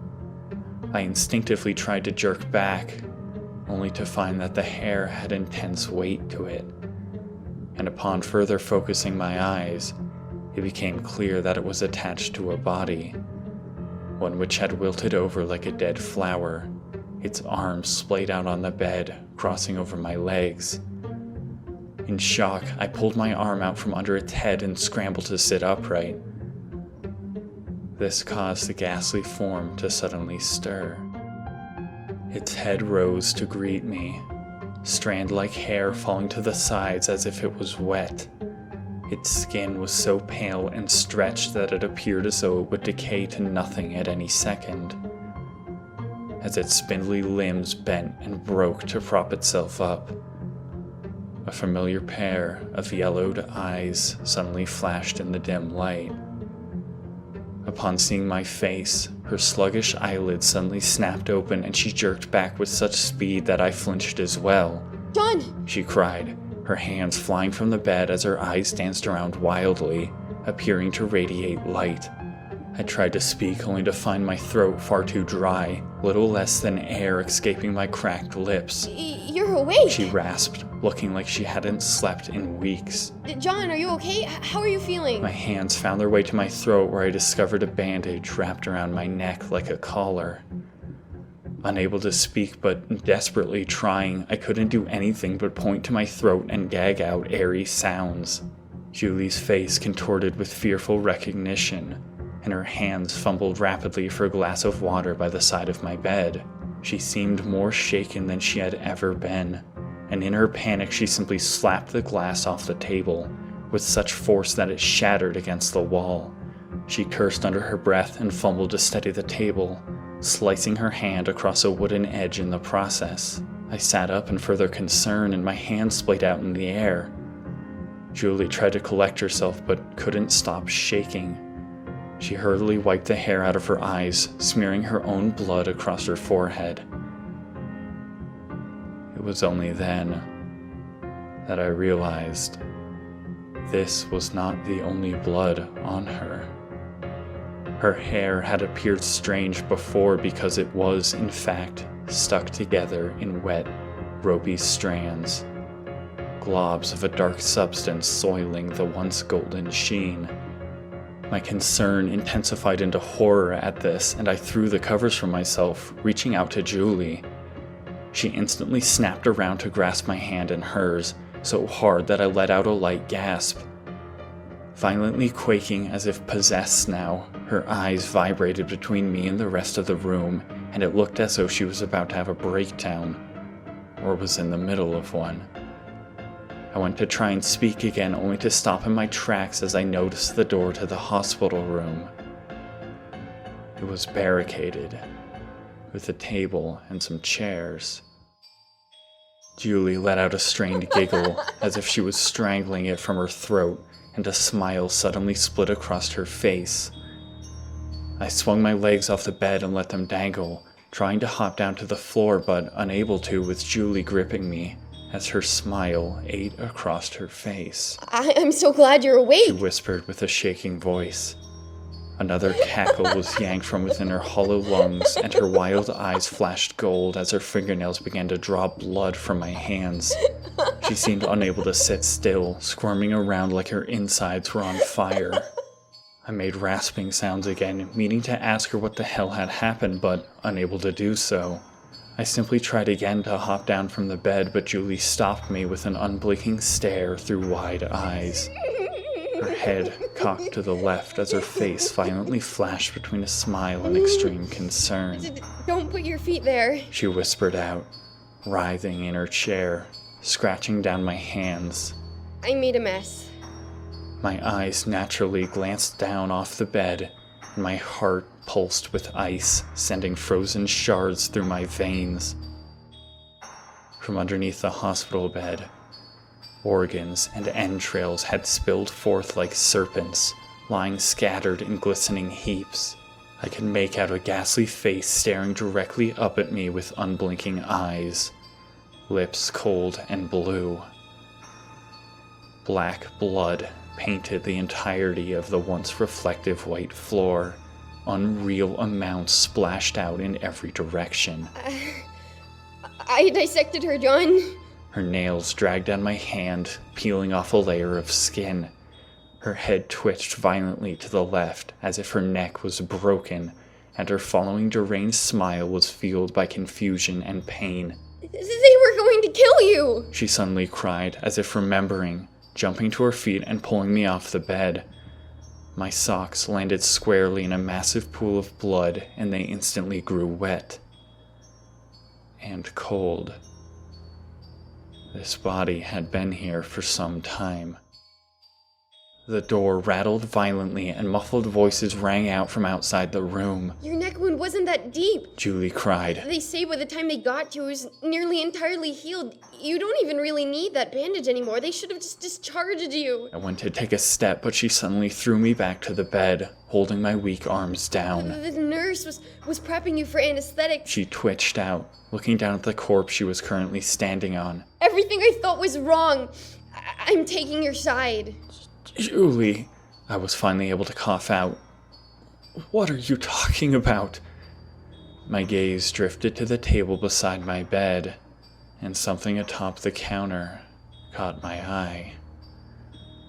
I squinted, and my concern grew into confusion before rupturing into absolute terror and disbelief. There was a notebook, a horrid drawing scratched onto the page. It was of me.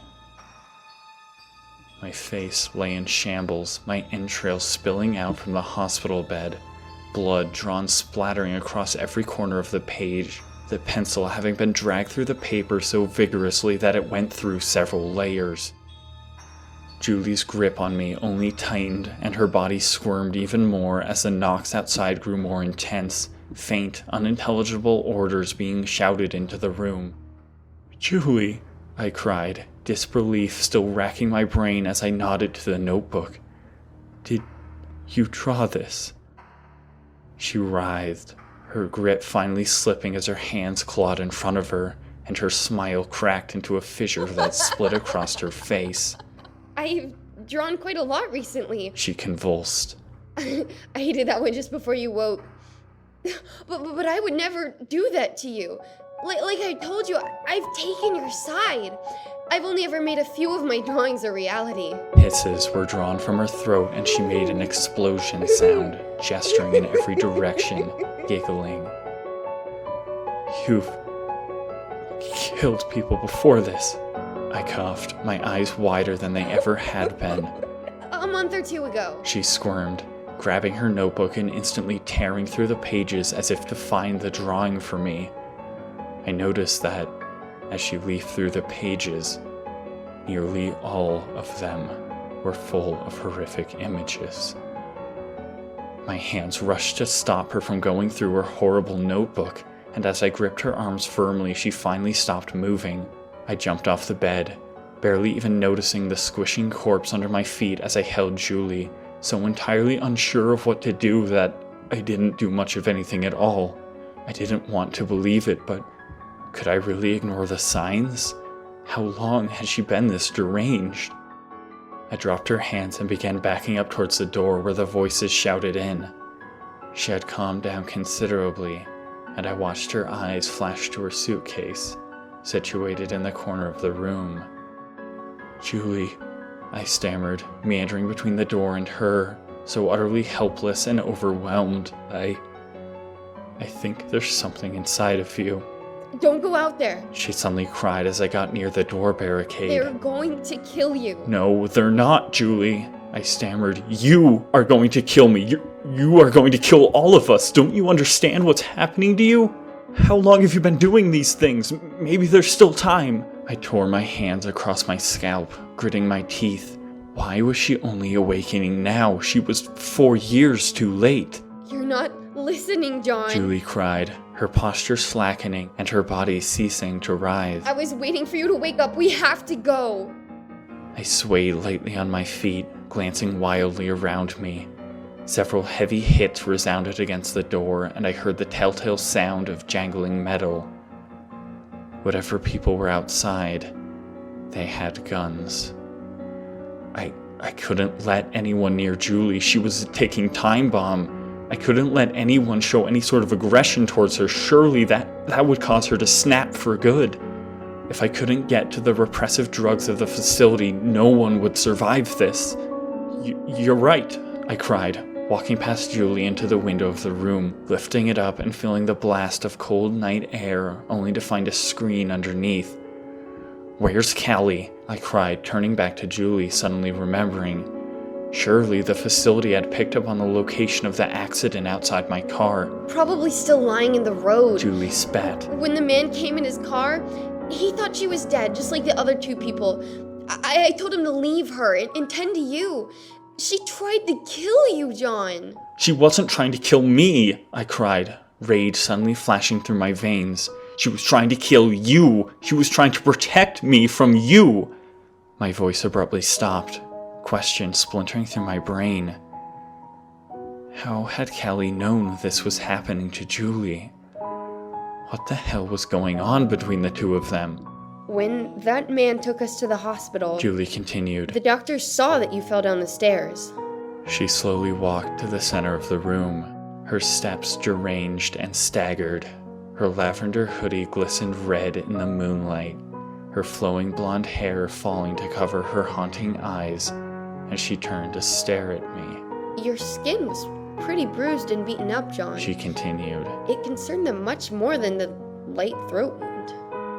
I absent-mindedly nodded at her, knocking the screen from its hinges with my elbow. We'll need to find a car, I stammered, working to jam the window open further, my heart again solidifying as I said my next words. We're going after Callie, I breathed, trying to keep my voice strong. We need to get both of you to the facility. I'm not giving up on anything yet. I'm not letting anyone else die. Quit changing the subject. Julie said slowly, a smile starting to spread across her face again. Her notebook crinkled between her clawing hands. I slowly let my hands drop to my sides as I heard a bout of giggles begin to build from within Julie's throat. The doctors took an x-ray of you, John. Julie smiled crookedly, stumbling over to me where her hands wrapped around my waist, her blood-soaked hair parting and again revealing her dancing gold eyes. They said they were going to operate on you, but that it was an extremely risky procedure and you'd likely die, paralysis almost guaranteed. I wouldn't let them take that risk, though. You don't have to hide anymore. My eyes began to widen, my arteries expanding as ice found its way into my heart. John, Julie smiled. the doctors told me all about what they found at the base of your spine. Collapse into unconsciousness, fainting blood. I cannot be fixed, screaming out to death. Will she let me live? Face the darkness, I am not ready. It is too late, I can't be saved. Voices call my name, angels whisper to me, death by my side, deliverance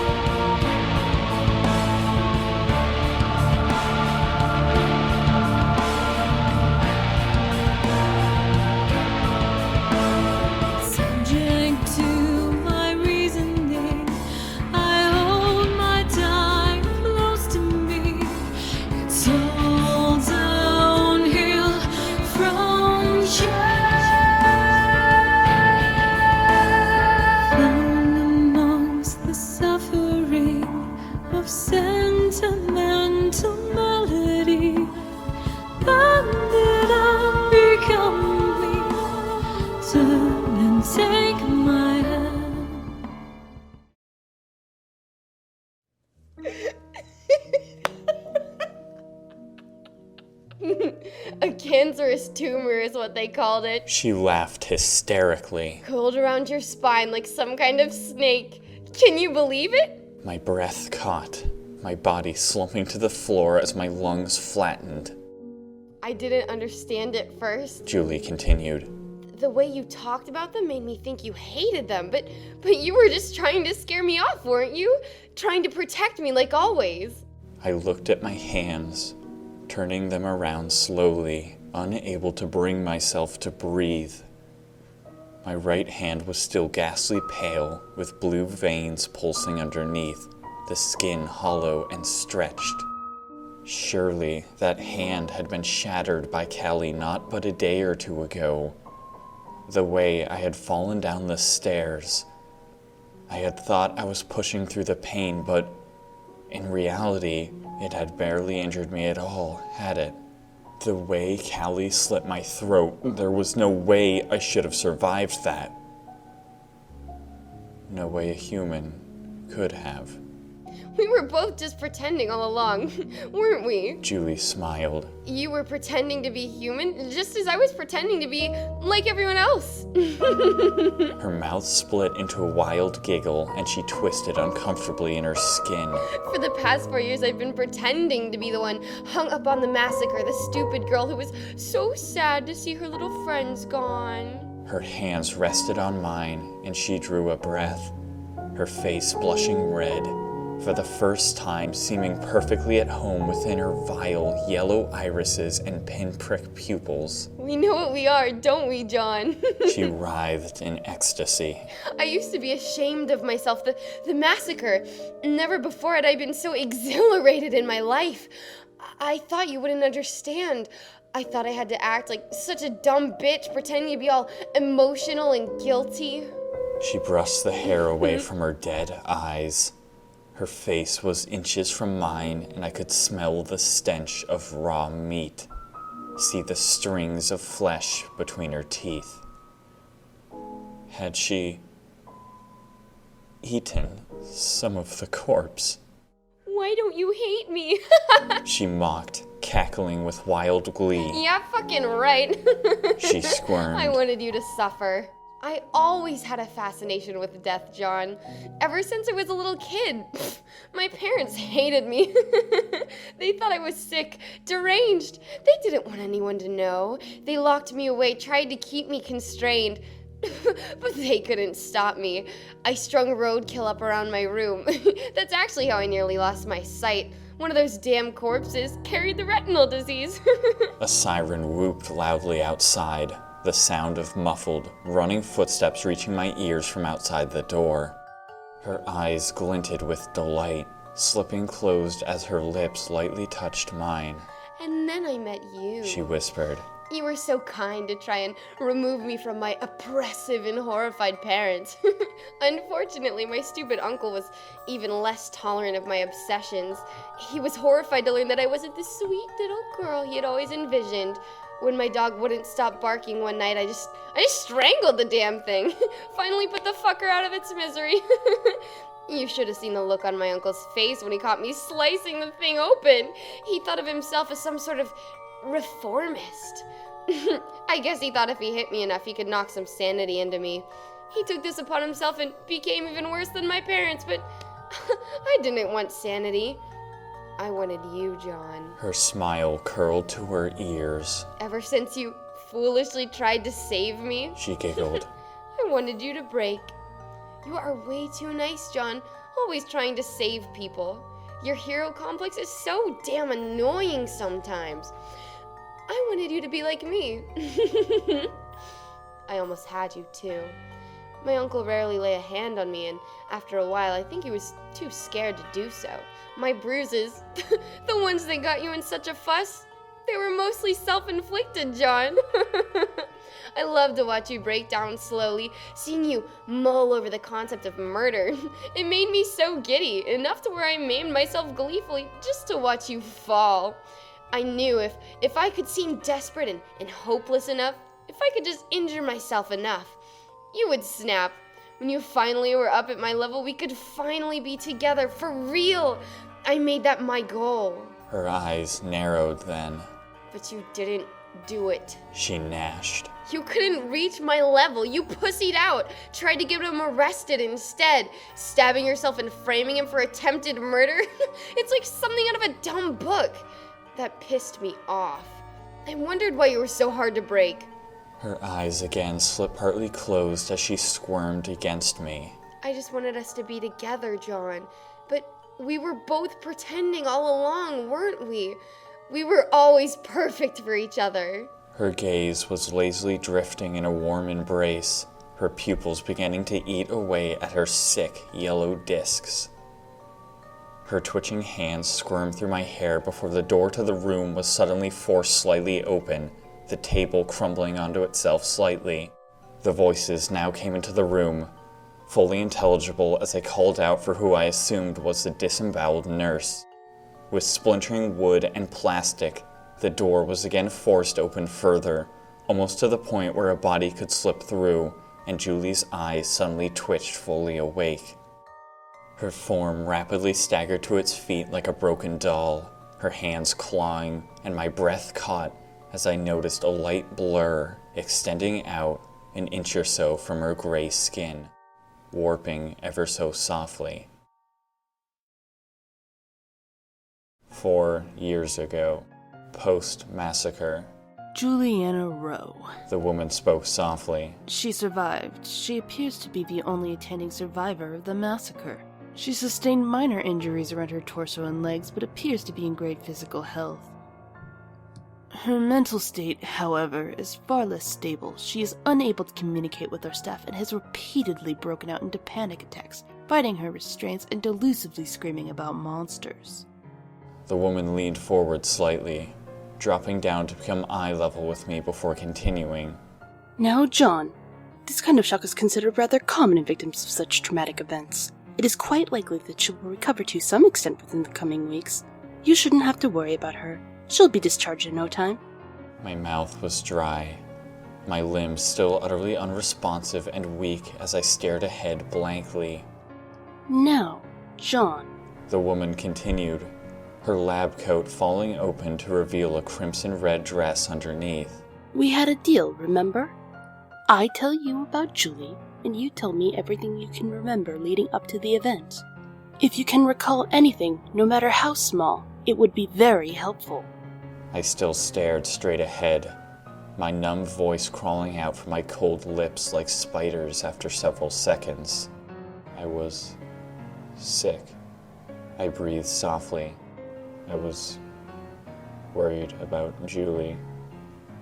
I was just going to the house to ask her uncle how she was holding up. I faded back into silence, my eyes unblinking. I'm not asking about that. She spoke. I am very well aware that that morning was traumatic for you. She ruffled her papers faintly before glancing at me with dark eyes. But I'm not the police, John. I have no affiliation with that case. I'm specifically interested in any information you have regarding the incident that took place within the classroom.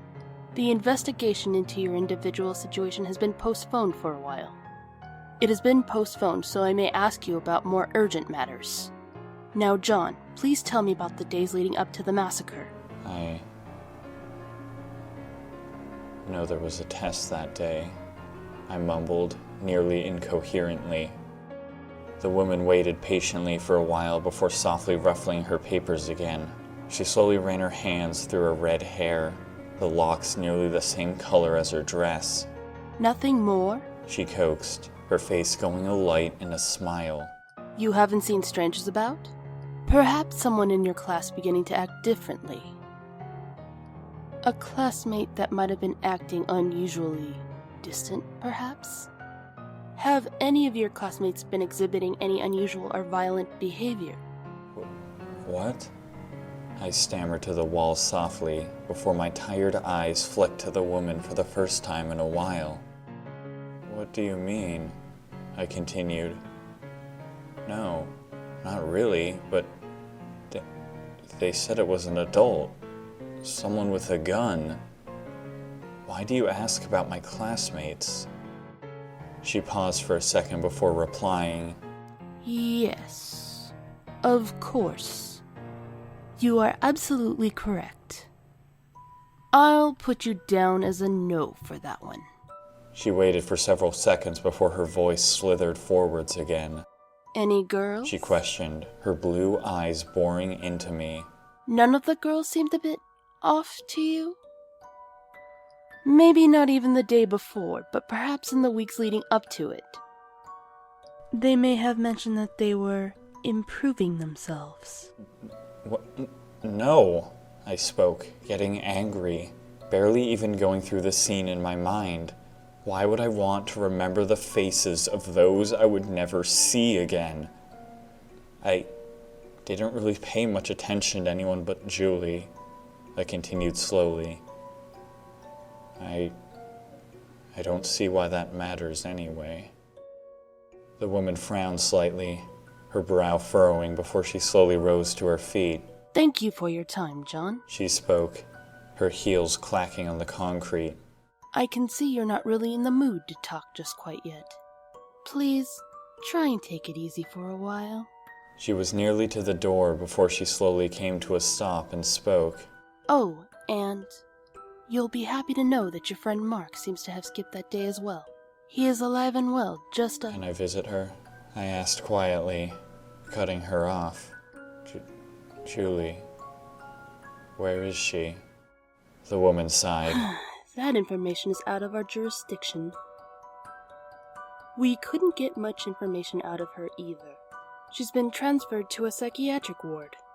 Brethenock Hospital in downtown Denver, to be precise. If you want to arrange a visit, you'll need to speak with her caregivers. But John, I can tell you that she's hardly in any state to be seeing old friends. I'm sorry, but I'm unable to assist you. I stared ahead for several seconds, letting my eyes slip back down to the glossy chrome table silently. You said you're not the police. I stammered quietly to the table. Who are you then? Her heels clacked with confident strides as she walked back to the table, as if she had been anticipating the question all along. Her hands spread out casually as she leaned against the chrome, her form encroaching into my vision.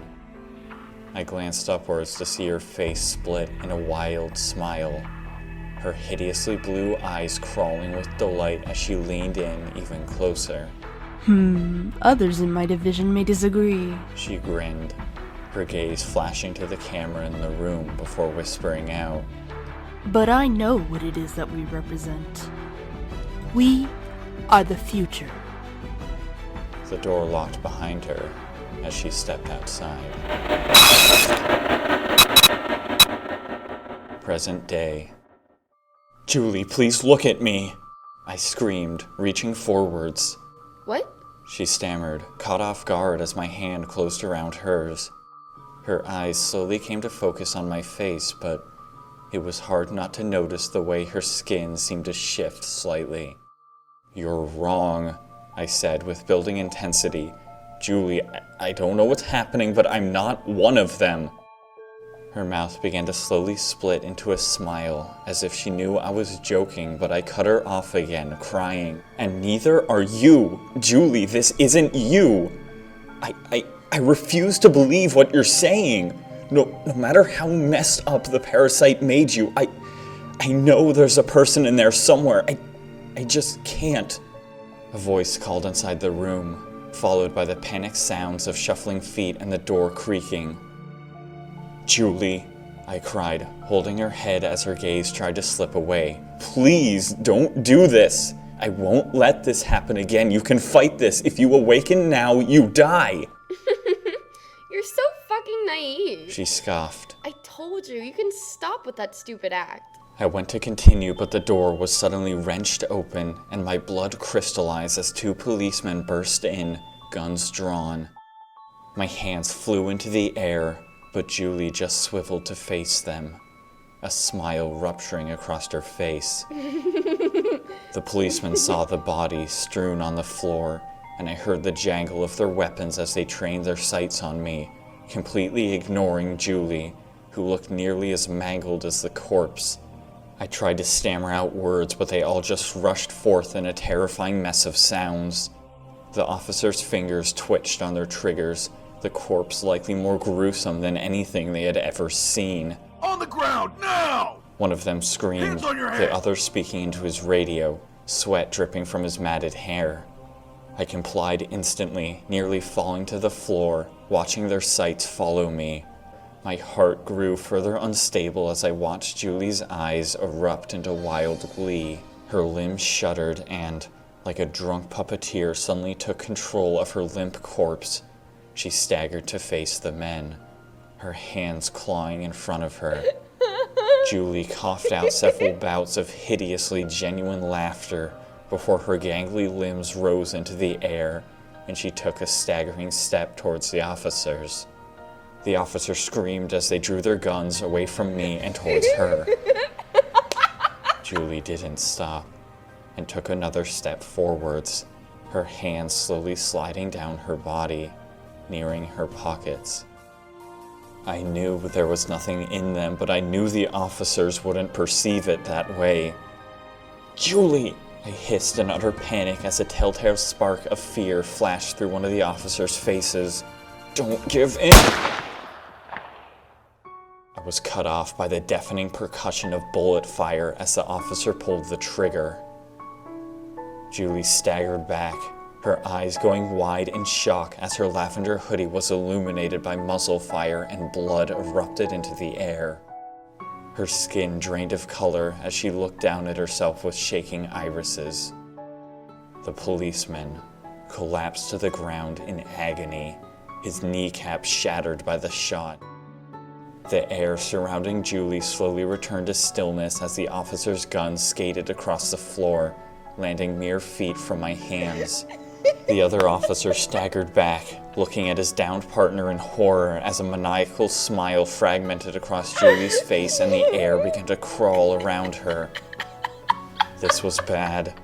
If she killed again, surely the parasite would kill her off for good, fully awakening and leaving nothing but an unstoppable creature in the middle of this hospital full of people.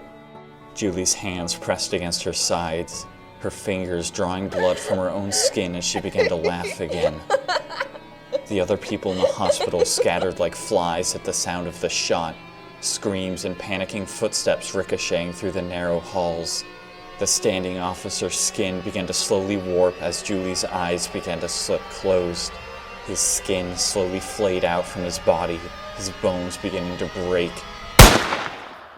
Suddenly, his head exploded outwards, painting the wall behind him with gore and skull fragments. His body staggered back, no longer having a controller, slumping against the wall limply and sliding down like a rag doll. Julie's eyes snapped wide open, her pupils constricting in shock and confusion as she whirled around to face me. The gun felt hot in my shaking hands. Light smoke emanated from the barrel, and through the deafening ring in my ears, I faintly heard the metal shell clack against the hard ground. My vision pulsed and blurred, the world spinning under my feet as I staggered upwards.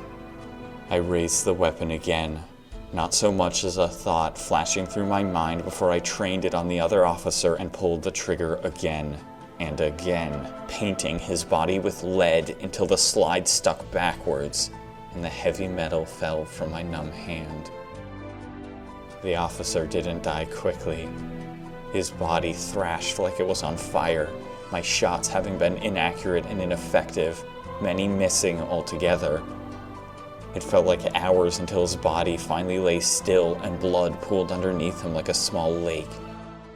I couldn't feel my limbs, couldn't bring myself to move or think. Everything felt numb and distant. I needed to make sure Julie didn't kill again. But what the hell had I just done? The room bared no temperature, and time was no longer a constant stream, but rather wiggled through countless different speeds, warping just like my vision. Shadows passed in front of me, but I couldn't comprehend much of anything in my grayscale surroundings. Finally, however, some color bled into my perception as a large shape pulled back slowly. Yellow. Julie's eyes filled my vision, growing more intensely bright and vile as my gaze focused.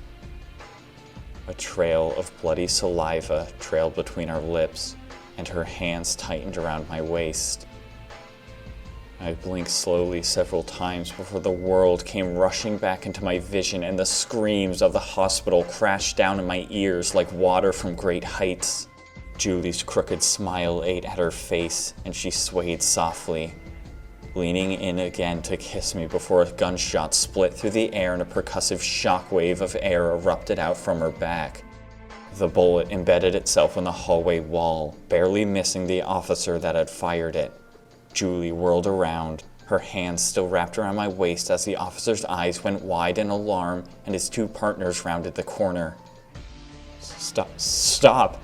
I staggered weakly, knowing it was futile. Don't shoot! The metal ripped forwards all the same, and despite standing beside Julie, I still felt the harsh impacts of the slugs as she deflected their energy with sloppy precision. The bullets scattered in every direction, some simply shattering. We stood unfazed after the first round of fire, and I watched fear and confusion invade the faces of the three officers. I was certain that if they fired again, Julie's deflections would be less chaotic. She'd kill one of them for sure. "You can't shoot!" I cried, stepping in front of Julie, my heart leaping into my throat as I felt their sights on me. "The deflections will kill you!"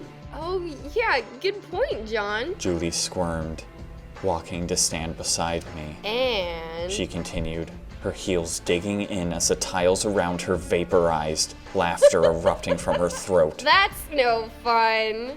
The policeman closest to her barely had time for his eyes to go wide before a hideous slash of air ripped out from Julie's form.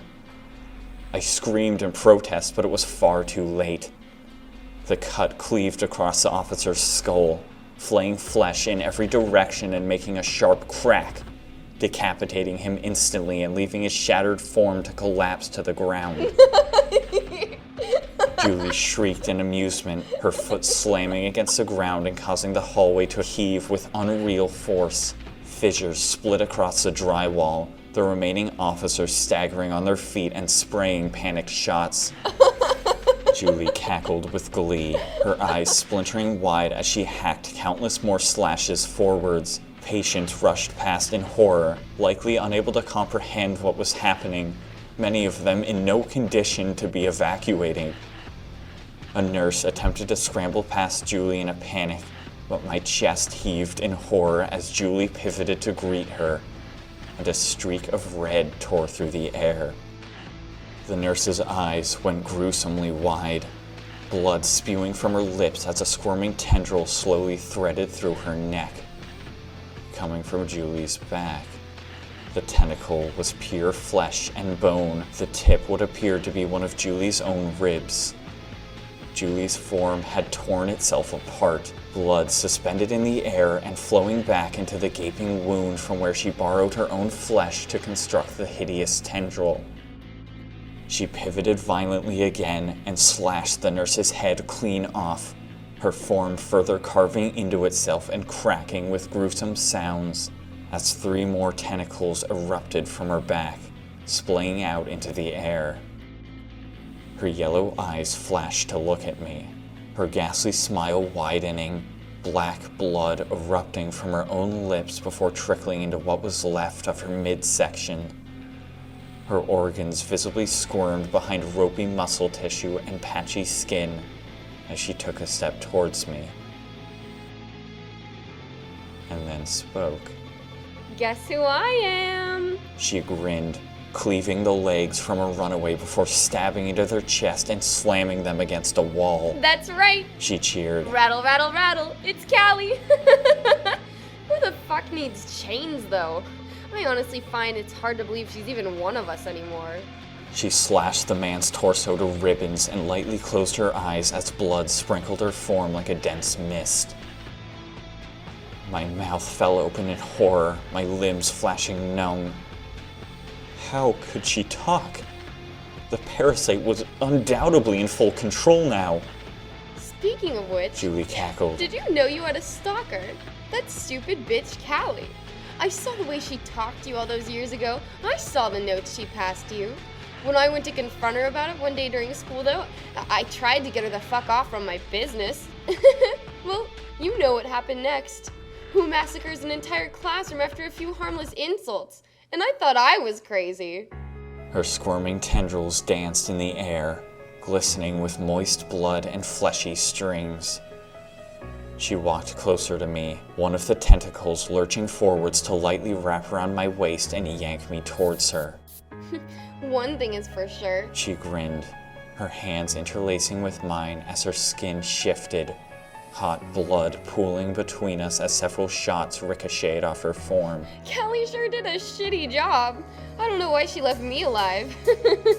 But she's gonna regret it. If I had possessed these abilities back then, I would have made them all suffer, made them watch as I flayed them one by one.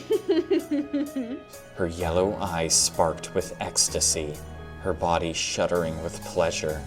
We could have done better, John. She smiled, leaning in. If anyone was to do it, we could. My hands stung with intense pain as I slapped her across the face. You fucking psycho-ass bitch! I cried, my fists balling. What the fuck is wrong with you? Her hideous eyes went wide, her hands slowly rising to gingerly touch her face as her tendrils slowly dropped to the ground. What? She stammered. What's wrong? Her mouth lay open slightly, pure confusion written across her face. Where do I start? I cried, taking a step back. You just said you would have gladly made my friends suffer relentlessly. You've been manipulating me all these years for the sheer purpose of driving me to insanity. And I bet the only reason you showed up at my house this time around was to finish what you started with that. She stammered. That's true, but why would... Several heavy shots exploded against her form, and she flinched for the first time, her teeth gnashing. Her tendril ripped from my shoulder as she scrambled to all fours and tore across the wall, her tentacles slashing forwards to grip the surface. Distortions hacked the shooters into bloody fragments within seconds as she landed between them. She used her tentacles to pile drive one of the officers' skulls into the ground before picking it up and slamming it down again, her teeth clenching as her face went hot. No one understands. She hissed in between the jets of blood each time she smashed the skull down. What am I doing that's so wrong? What am I missing? She hacked the head from the body, slashing it with distortions before slamming it into the wall. Don't kill. She gnashed.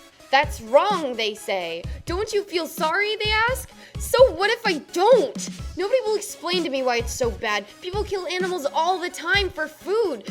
What's the difference in doing it for fun? Everyone just gives up explaining halfway through and just says it's just wrong.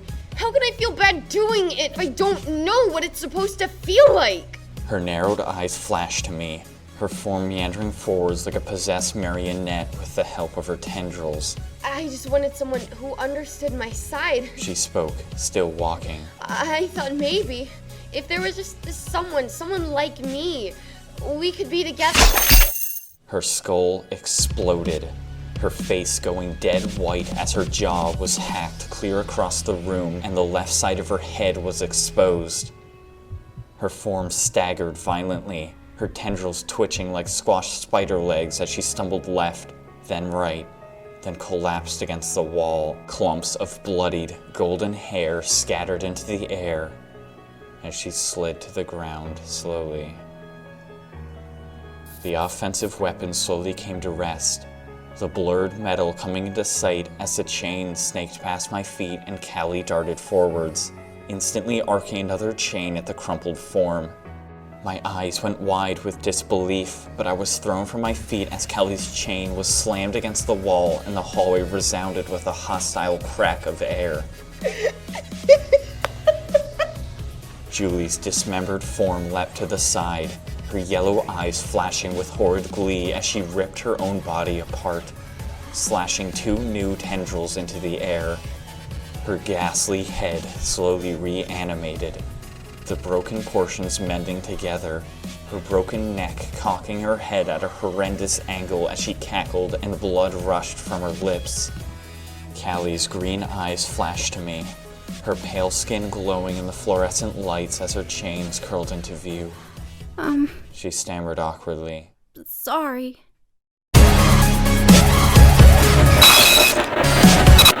Cling to life, breath is slowing, strength is waning. I cannot be fixed, screaming out to death. Will she let me live? Face the darkness, I am not ready, it is too late. I can't be saved. Voices call my name. Angels whisper to me. Death by my side, deliverance. The end is near. My fate is sealed. My spirit is ready to part with my body. Fade away, breathe no more as I pass on into eternity. Flicker and fade away.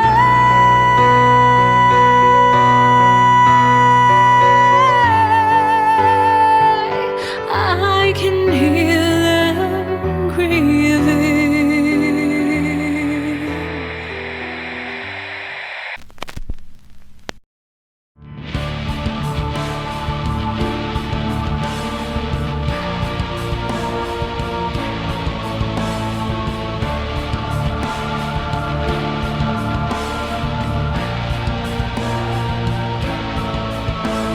Subject to my reasoning, I hold my time close to me. It's all downhill from here. Found amongst the suffering of sentimental melody. Banded up, become me. Turn and take my hand. Julie exploded in laughter, grinning widely as she slammed her foot down, sending a shockwave of distortions in all directions. Callie darted in front of me and I felt a hard crack as the air was diffused around her. Julie, She hissed, stepping away from me. what do you think you're doing? They shot at me first. Julie giggled, the tendrils further extending, sharpened bones working their way to the tips. But now that you've shown up, She continued, her teeth sharpening in a wild smile. I guess I can finish that goal instead. You don't deserve to be like me. Her form blurred in my vision as she scrambled forwards with blinding speed. Stop. Callie hissed, sidestepping and bringing up her chains in defense, flinching as Julie's tendrils impacted the metal. You can't win this. No matter how much flesh you repurpose, you're defenseless against me. Is that right? Julie grinned widely, her eyes widening in delight as she heaved Callie's chains upwards with distortions and slashed her tendrils forwards, parrying Callie's rebuttal and landing a strike straight into her chest. Callie's eyes twitched with pain before Julie slashed to the left, throwing her against the wall, causing blood to erupt from her mouth. Callie frantically dodged another wave of strikes and her eyes went dark as her bloody teeth gnashed. After scrambling to her feet, she arced back a chain before pivoting on her heels and thrashing it downwards with such force that it instantly glowed red hot. Julie's eyes splintered wide in panic and she jumped back, whipping her tendrils in front of her. The boiling metal cleaved straight through the ropey flesh, and although it was deflected slightly by Julie's panicked distortions, it hacked across her torso, cleaving diagonally across her chest. More ropey tendrils instantly squirmed in panic to hold the slashed body together as the creature staggered violently. Pieces of Julie's body fell limply to the ground all around her before her ghastly face suddenly cocked upwards, her mouth spewing bloody saliva as she shrieked with laughter, and she gnashed her teeth downwards, cleaving off her own tongue and suddenly exploding her body in every direction. Flesh wound together like spikes as countless fleshy spears erupted forwards. Callie flinched backwards in panic and staggered in pain as several tendrils threaded through her body, one bony scythe nearly slashing her left leg clean off. Callie's chains fell to the ground to hold herself up, and by the time her leg had healed enough for her to stand properly again, the creature had pinned Julie's mangled body to the ceiling with tendrils, yanking the spears from Callie before slashing away the panels and scrambling up into the venting. The entire scene dripped with her hot blood as her maniacal laughter disappeared into the blackness. Everything was dead quiet as Callie turned to me, her eyes crested with worry. Something is very wrong, she stammered, walking over to me slowly. She could influence my chains with distortions, and yet I couldn't influence her flesh tendrils at all. I coughed, staggering to my feet, meaning to speak before something caught my eye. A nurse had appeared down the hall, walking forward slowly and watching on with a sort of confidence that unnerved me. At my reaction, Callie's eyes turned to the figure and went wide. That's who followed me here, she spoke, her eyes narrowing as her chains slashed into the air. I looked closer to see that it wasn't a nurse at all. She wore a long white lab coat, her heels clicking against the tile as she strode forwards, a crimson, scantily clad red dress visible underneath the coat. A smile split across her face as she neared, and my memory finally recalled her form. She was the strange scientist who had interviewed me about the massacre all those years ago. My fist balled and I took a step back. "She's with the facility," I cried to Callie. "We have to go." Maybe. The figure spoke, putting up her hands, framing her ghastly smile and hideously blue eyes. But it's just me for now. She stopped, just out of range of Callie's chains, running her hand through her wavy hair with delight, looking all around the gruesome scene. Flesh and bone were scattered in heaps, and her heels lightly kicked a piece of vertebra against a wall. My. Her hands landed on her hips as she continued. I'm only here to warn you, John. I don't think the caravan will take long to reach this place, and you won't stand a chance against 104. It's a miracle she let you live last time. Last time? I stammered in sheer confusion. What do you mean? Who the hell are you? The memory usually takes a few days to return. The woman grinned. I'm sure you were quite confused when you came to, with all those corpses around you in your house. 104 didn't listen all that well. That damn thing even took down one of our helicopters. What are you talking about? I cried, glancing at Callie to see her shake her head and slowly raise a metal tendril. I can explain all this later. However, it is highly urgent that you come with me right now, before they awaken. The woman spoke, turning to walk towards Callie, causing Callie's eyes to widen slightly and her chain to halt in confusion. And Subject 12! Her smile widened further as she grinned out. You were unable to influence that left hand's tendril because they were part of the host's body. And as you know, left hands cannot directly influence each other due to the empathetic feedback response. Callie's face grew irritated as she hissed out. That doesn't make sense. I don't know what you're talking about. I've been able to directly tear apart left hands before. You're lying. Oh, really? The woman grinned. That was when your failsafe was still intact, wasn't it? Callie's eyes narrowed in confusion. My failsafe. Oh, sure. She smiled, holding out her hand. Didn't you ever wonder who stopped your failsafe from receiving the kill signal the night that you so miraculously escaped? Didn't you ever wonder who dialed down the dosage of poison? You're the one who allowed the host to reawaken, I cried. How could you have known that would happen if you weakened the parasite? The woman's face grew perplexed as she turned to me. The host? She echoed, confused. Reawaken? What are you talking about? The director told me everything, I stammered to her before turning to Callie and continuing. Callie, there's something evil inside you. It's not the drugs that gave you telekinetic abilities. It's not the chains that make you a monster. A parasite has been controlling you ever since 8th grade and maybe even long before. Her face grew dark, her posture dissolving. Aside from turning you into a sort of weapon to aid humanity's cause, I continued, the main goal of the facility was to repress the parasite in the hopes of reawakening the host. The host? She echoed, her green eyes looking at me with concern. That's you, I stammered. Callie, by some miracle, you're awake in a codependent relationship alongside something with the exclusive goal of killing humans. You can talk because the real you, the human you, is in control.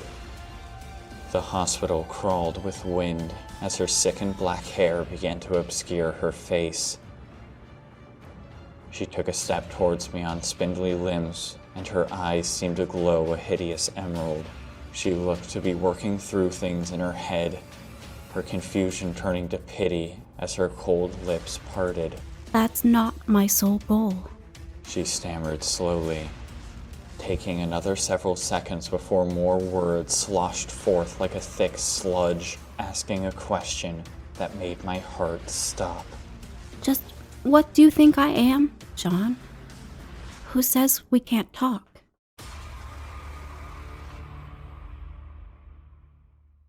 Words failed me. The night you escaped, I stammered. The injection of poison from your failsafe wounded the parasite inside of you, forcing it to reactivate your brain, Callie's brain. Don't you remember that? It didn't inject me then. Callie stammered, her eyes wandering as she recalled that night. I thought it might have fired simply because I felt different from before. I felt so strange. Exactly, I cried, becoming further panicked as I began to question my own words. You said you felt different. That's because the parasite had been weakened and your human brain was filling in the gaps. No, She said slowly. I felt alive. For the first time. I went to speak, but Callie's next words stopped the sentence in my throat. The poison was injected when I was hacked apart. She said confidently. The PIN mechanism had activated a few hours prior, but I was healed enough by that point to stop it from firing. When I was forced to reconstruct my body, however, I was unable to keep it stagnant. I don't remember much after that, just horrible blurs. My heart had begun to decay, my world being turned upside down. After you were slashed apart, I stammered. Callie, you could no longer talk. You could only hiss. I think you tried to kill me. Callie's eyes went wide, horror splashing across her face. You know, I would never do that. She spoke softly. That's not the problem here, I cried, tearing at my scalp. During that time, it should have been the only time Callie was awake, when the parasite wasn't in full control. But what you're saying means that... John, The woman spoke. the thing you've been speaking with. You're not Callie, I stammered through numb lips, backing away from the creature with chains erupting from its back. You've never been Callie.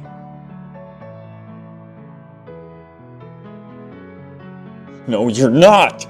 I screamed, unable to keep my hands from clawing down my face in horror. Stop saying that! You're not Callie! John, she stammered, her face alight with despair. what does it matter? We're one and the same. Shut up! I cried, taking a step back. You killed Callie! To think I was talking to nothing but a fucking worm! I don't know what you Callie mean. cried. John, please stop this. I am Callie. Everything you know is me. I don't know you at all then! I screamed, my words dying out in anguish before I could say anything else. Tears streamed down my face, my hands numb and shaking despite my attempts to clench them tight. When you said the massacre didn't feel like your memories, when you swore that wasn't you, you were flat out lying to me. I wasn't lying. I changed. That isn't me anymore. Those memories aren't the ones I wanted to remember. John, you have to understand. There's no time for this! The woman called. John, get over it. We need to go.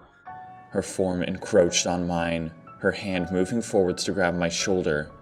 She went to speak again, but her form suddenly staggered back in horror as a streak of red slashed across her face. She screamed in agony and clutched at her gushing skin, flowing with red, as her left eye fell to the ground alongside several chunks of flesh. Don't touch him, you dumb bitch. Julie's hideous form cackled from the ceiling, slashing several more tendrils forwards before the woman rolled to the wall and scrambled for her life, barely escaping the onslaught. The creature smiled, scrambling from the ceiling and onto all fours, spitting blood from her deranged face as she rushed towards the woman's fleeing form. A tendril flashed forwards and pierced through her ankle, slamming her to the ground before dragging her backwards. The woman's eyes widened in pure terror as she clawed at the ground. Just as Julie slashed another tendril forwards, however, the air suddenly shrieked and a black streak hacked the tendril in half.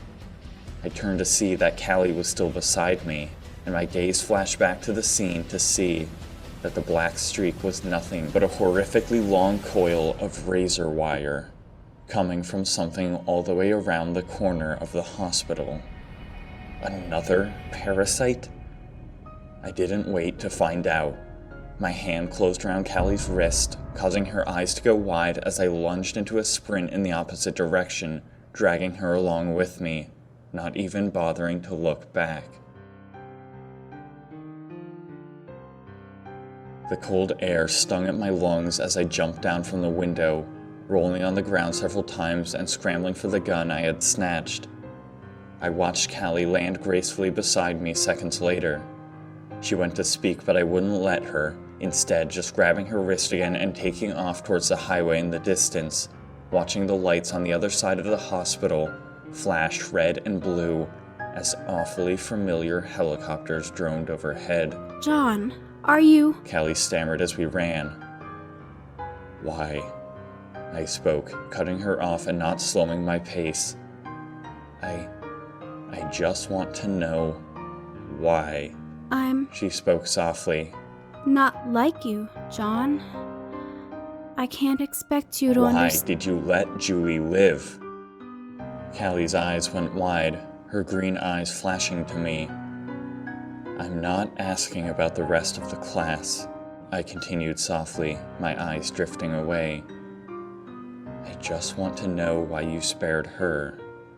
Did you know back then that she was a left hand? She wasn't. Callie stammered. She was human then. My eyes flicked to her, confusion arcing through my face. And I thought I had something worse than death for her. Callie continued softly. I let her live so that she can know the pain I felt. Her eyes glanced away from me, her face reddening. I knew what I was for a long time. Knew I was different from everyone else. I heard things without meaning to. Did things that scared people and made them fear me. I lived in isolation for all those years. Began to lash out at those trying to pretend to be friendly. I resented them all. Humanity was my enemy. If they were going to treat me like something to be feared, I would give them something to fear. Her eyes went dark, a light smile twitching at the corners of her mouth. Julie was the nicest of them all. So unnaturally naive, foolish, and happy all the time. She always fit in, had friends, and played nice. I would kill them all, then make her like me. She would know what it was like to be despised, just because you're different. My mind churned heavily, gears slipping and grinding as my eyes abruptly splintered wide. The day of the massacre, I stammered, my tone panicked. You infected Julie. Is that even how it works? Before she could respond, I cried out in horror. If what you're saying is true, Julie was completely deranged and sociopathic far before she became a left hand. If the parasite has nothing to do with her insanity, you gave a psychopath the power to destroy the world. What? Callie stammered. Julie isn't... It was all an act, I cried. She seemed unnaturally happy because she was playing us for fools. You have no idea how deranged she is. That naive girl was nothing but a serial killer in the making. What you did is nothing compared to what she has in store. My fears only intensified as I judged the distance between us, the highway, and the approaching car. At this rate, by the time we reached the road, the car would be so close and going so fast that walking out in front of it meant any driver would hit us before they could react. A distant voice suddenly rang out behind us, one I immediately recognized as Julie's. My muscles tensed, but as Callie went to turn around in panic, I just slid my grip from her wrist to her hand, gripping it tightly and urging her forwards. There's no time, I spoke. Those helicopters likely mean that whatever force the facility dispatched has arrived. They'll deal with her. I used to think the facility could help us, but if they're not repressing the parasites, what the hell are they doing? Surely it's nothing good. We have to leave now. Callie's eyes went wide, and her face flushed as her murky black hair trailed behind her. Her emerald eyes glanced at her hands. I don't understand. She stammered softly. Why are you still... I don't know, I gnashed, stealing a glance behind me to see Julie's spider-like silhouette scrambling forwards, followed by countless flashlight beams and shouting voices. You shouldn't be so quick to humanize me, Callie whispered, glancing back as well. Her eyes dropped to the ground, her grip loosening in mine. I know what you're thinking. What you have been thinking. I don't deserve that after what I did to you. You're wrong. I glanced ahead to see that the approaching headlights had been joined by countless more from both directions. The bodies of the vehicles were black and reflective. I don't care, I hissed slowly, feeling the heavy metal of the gun in my hand. Even if I am, it doesn't matter. Her widening eyes flashed in the approaching lights. I thought this would mean something, I spoke, my voice nearly being drowned out by an approaching chopper. This should mean something! Why doesn't this change anything for me? My eyes stung as light tears blurred my vision and my hand tightened. The world suddenly erupted in blinding light, the air crawling in a fury as a black silhouette hovered above us like a massive shark. Despite everything you've revealed, I continued, the true monster you let yourself become so long ago, I still firmly believe I know you today better than you've ever known yourself. Someone just told me they changed, that their memories of the past are no longer ones they identify with. You spoke those words, but I can see you don't trust yourself with them. If you still see yourself as nothing but an agent of fear, my goal stands just as it always has. If this destiny is something you wish to free yourself from, it's not a matter of what you deserve. I will do whatever it takes to prove to you that you're not controlled by what you are, that you're not a slave to this disease.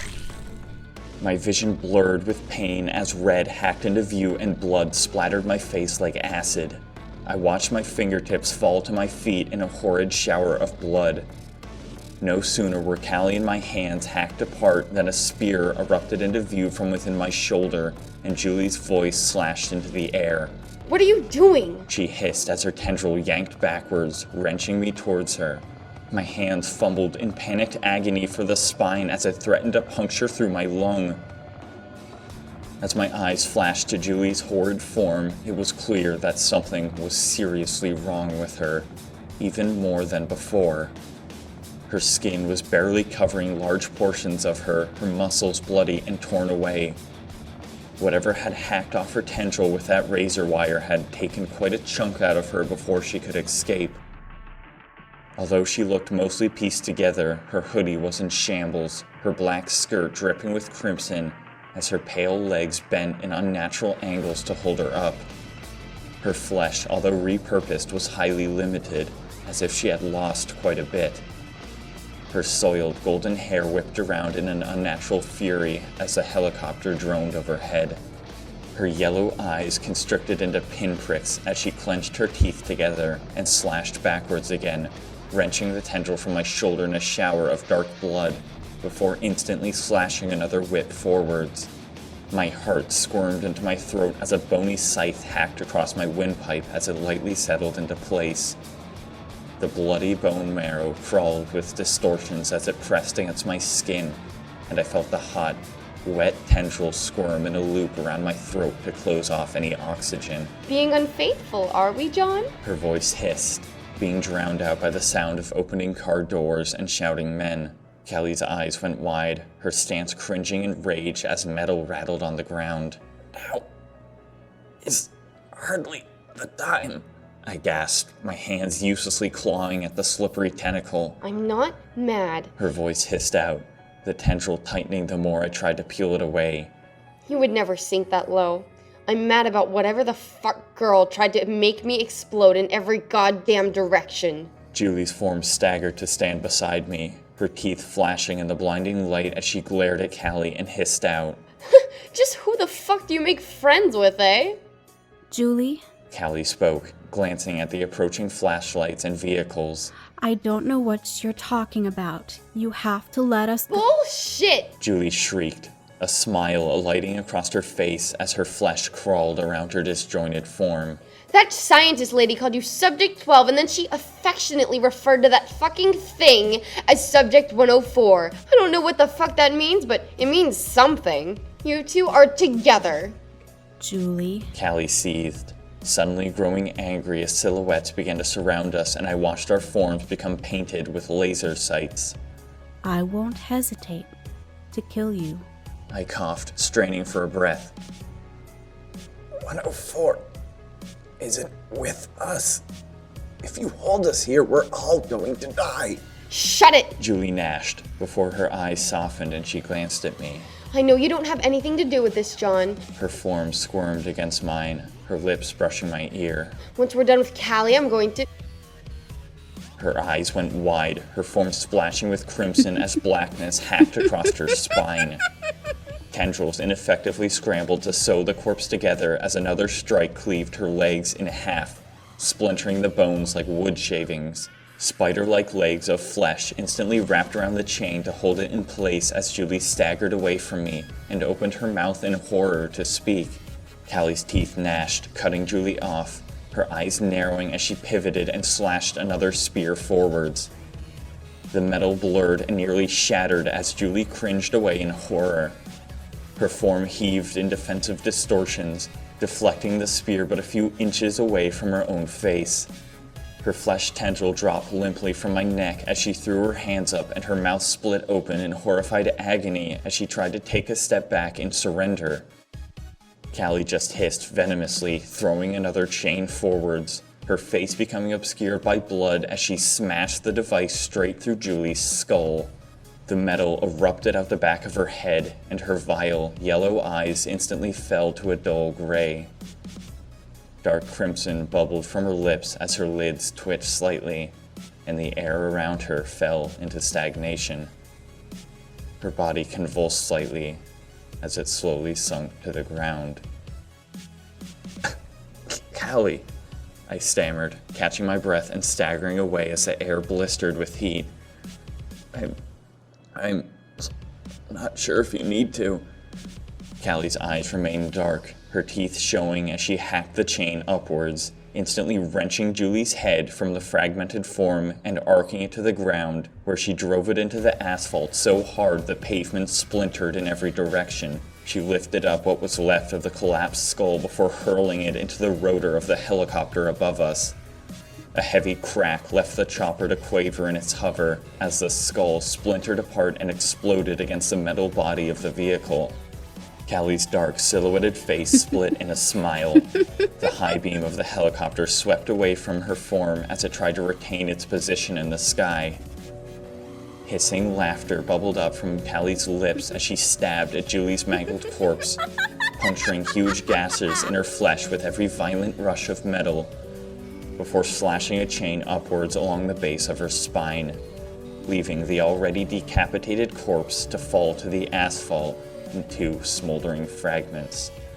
A booming voice suddenly counted down from 3 as the helicopter's light again landed on Callie, and the night abruptly erupted in violent gunfire, molten lead streaking like fireflies through my vision as Callie's eyes went wide and her form became all but invisible due to the intense distortions enveloping her form.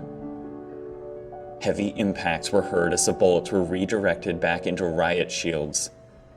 Callie's crouched form barely had time to stagger to its feet again before orders suddenly rang out from some sort of megaphone. Subject 12! The voice called from a fair distance away. We only wanted your attention.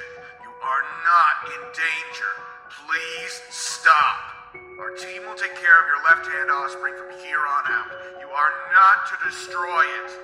My eyes flashed in horror to the smoldering heap that was Julie's corpse, to see that it was still squirming with tendrils trying to piece itself together. Just how resilient were these fucking things? Callie clearly saw this as well, because her chains instantly slashed into the air again and she hissed violently before the voice again shouted, I said stop! A rapid countdown ensued, bullet fire screaming forwards before Callie could take a step. However, this time she seemed all too prepared, and from within the blinding sphere of deflected energy surrounding her quavering form, I watched a hideous smile burst across her face. Unrivaled glee spread through her twisted grin as her eyes splintered wide and her hands clawed in front of her. A massive cut of air burst forth from her form, screaming into the air and instantly carving into the chassis of the helicopter above her. The rotors splintered in every direction as the metal liquefied and panicked shouts were heard.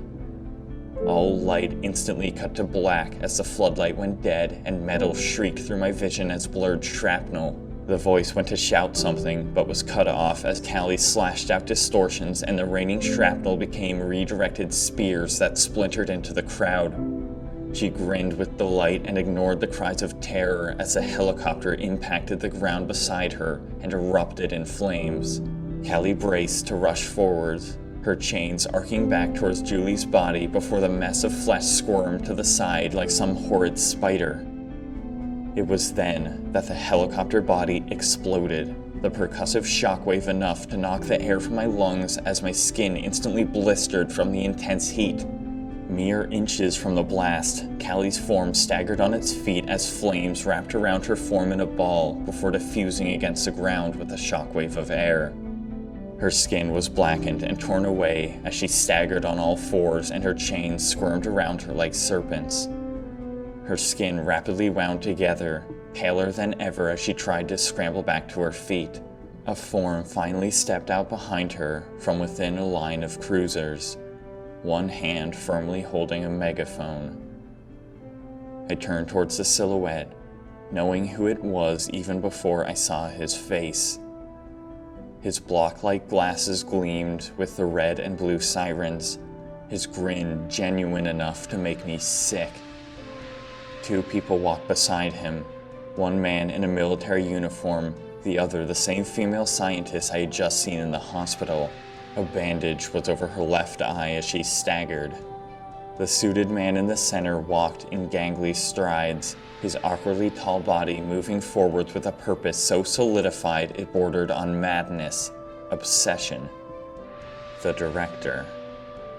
My rage was near instantaneous, my fists clenching before his eyes even landed on me. Time to change tactics, eh? He smirked, his form silhouetted by the lights of several trucks behind him, having parked outside the ring of black cars. They never listen. Yet more armed men swarmed in a firing squad line. Many of them had what looked to be flamethrowers, pyrotechnic experts dragging lines of wire every which way as ATVs arrived at the location. Mounted machine guns glinted in the cool night air that now split apart with shouting voices and radio chatter. Several more helicopters joined the chaos overhead, the rhythmic chopping so loud it vibrated the bones in my chest. All of this, however, was the least of my concerns. "You fucking liar!" I screamed at the director. "The parasites can talk. They are nothing like what you described. What the hell are you doing to them? What the hell did you do to Callie?" What are you on about, boy? He snapped, his smirk disintegrating instantly. We are winning a war here! There's no room for gray areas! I watched his eyes rapidly flick between the woman and the military man beside him. My teeth clenched, white-hot rage flashing through me. Callie's form blurred as she cackled with glee and darted towards the director, her chains erupting forwards. "Why the fuck did you lie to me?" I again screamed, my footsteps heavy and rigid as I stormed towards him. "What gray areas? What the hell are you doing to them? Answer me, you piece of shit! Just what kind of bullshit have you been spreading?" You watch your tongue, boy. He gnashed. Dare talk to me that way? I'm getting sick of your attitude. He sighed heavily as Callie tore across the vaporizing concrete towards him, slashing a metal tendril at his skull. And you too, Subject 12. He sighed. Stop that. Callie's advance was cut short as her legs simply exploded. The pavement rushed to greet her body as her eyes went wide in horror and she rolled like a broken doll. My eyes narrowed and I brought up my gun without a second thought. With precision that scared even me, the sight lined up with the director's skull within a second and my fingers slammed back the trigger before his mouth could even open in horror. The round screamed forwards before suddenly erupting in a flash of light as it impacted right between his eyes. He flinched backwards as the vaporized metal clambered softly into the air and his brow furrowed. It was only at this point that I noticed that one of his arms was occupied. A tiny, pale hand was gripped around his left sleeve. It belonged to a girl of no more than 8. Baggy scrubs draped over her spindly form as her dead skin quavered with distortions. A faint 104 was painted across her chest, but it was largely covered by a seemingly endless length of razor wire coiled around her waist, strangling the life out of her tiny body. My eye twitched in rage and I pointed the gun at the director again, pulling the trigger again before training it on the girl and firing several more times. My hands balled in rage as the little girl slashed apart the bullets like they were flies. Thank you, 104. The director sighed, adjusting his glasses before his eyes landed on me. Seems you've gotten a lot more unstable since the first time we met, eh, John? Shame. I didn't even realize his hand had disappeared into his jacket until it resurfaced, the metal of a firearm splintering into my vision, pointed at my heart. His fingers smashed the trigger down before I could blink, and the bullet tore forwards with such speed that I felt the air around me shatter as it splintered into my chest. I staggered backwards, my eyes wide in shock as I glanced down at my wound with shaking irises. The director grunted in shock, his hand flying to his head in a subconscious reaction as the metal slug shattered inches from his left eye. He staggered back, his gritted teeth flashing in the dim light as the round was again vaporized by 104 and he remained unharmed. You... he seethed, slamming his gun to the ground. My shock at watching the air around me warp and slash the bullet back at his skull was instantly replaced by a huge grin as his rage yanked laughter from my throat. The left-hand parasite is unable to target males, the military personnel said, taking a step back. What does this... This is strange. The female doctor cut him off. Director, what are you... Doesn't matter! He screamed, rage attempting to mask his panic. Why can it formulate speech? The military personnel questioned, worry cresting over his dark eyes. I said it doesn't matter! The director shrieked, his narrowing eyes burning holes in me as he fished around in his pocket, quickly producing a radio-like transmitter. Subject 104! He screamed. End this! Disengage bullet destruction and activate redirection! His arm lurched forwards, throwing the girl into the open. Her tiny body staggered forwards, her baggy hospital scrub so overly large that the sleeves covered her tiny hands. As she casually lifted her ghastly pale face, her eyes slowly came into view. Hideously large red spheres encircled by a single black ring, as if her blood vessels had all but shattered. Her irises burned against her blank white skin as her small hands clawed together. The director fiddled with something on his device, causing her to stumble to the ground. Destroy the parasites! He shouted, taking a step back. The girl was on all fours, her skin shifting like churning waves. The coil around her body began to unravel with the vibrations of an angry rattlesnake as she stared at the ground, her fingernails digging into the liquefied asphalt. I just gritted my teeth, watching the razor wire unravel further and further.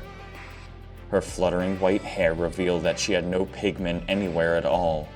It was just solid white against those sickly red spheres. Why the hell was she so young? How did her parasite awaken so fast? Answer my question, director, I spoke, refusing to back up, watching Callie stagger to her newly formed feet. Without so much as a warning, 104's form suddenly exploded in a gory mess, splintering from existence, her flesh dissolving into stringy strands. Blood painted the ground as the imploding air cracked with thunder, and her body simultaneously reformed, standing upright, several feet to her left. A light trail of blood traveled the distance as it swirled into her disjointed form again. My limbs fell numb, my mouth falling open in horror as a hideous chorus of laughter came from the little girl who had seemingly just teleported. Her broken red eyes danced across our faces, her pale skin utterly see-through, sometimes flaying from her body in heavy distortions that moved her form around like it was nothing but a mess of sporadic cells.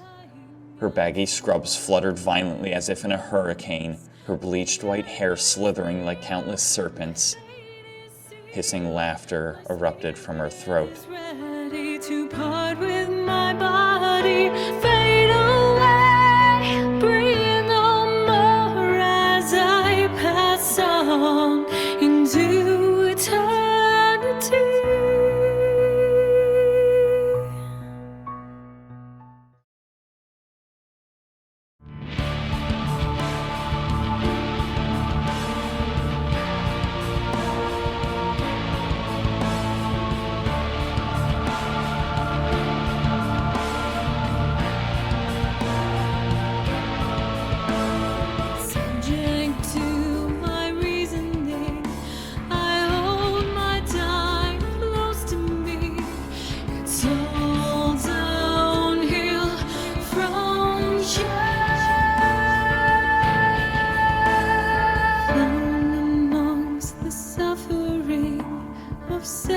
Sentimental melody, banded up, become me, turn and take my hand. To my surprise, the female scientist's eyes went nearly as horrified as mine when 104's broken gaze fell on me, and before anything else could happen, she shouted out, 104, stop! The little girl staggered on her feet, instantly freezing as her eyes flicked to the woman. The director just grew infuriated, his steely eyes narrowing on the woman as he hissed out, What the hell are you doing? I'm running this operation, Dahmer. Stand down! We have more immediate problems. She spoke, her blue eyes flashing behind Callie and me. Subject 12's offspring is still active. If we let it escape... My gaze whirled around to fall upon the horrible sight of Julie's decapitated form swaying on its feet, a fragmented brain stem barely visible from within her serrated neck. What was left of her body was entirely unrecognizable as it split apart and attempted to drag itself away from the chaos. Scythe-like, bone-tipped tendrils clawed at the ground as she meandered blindly. That is not important! The director screamed. Are you kidding me? The damn thing is decapitated!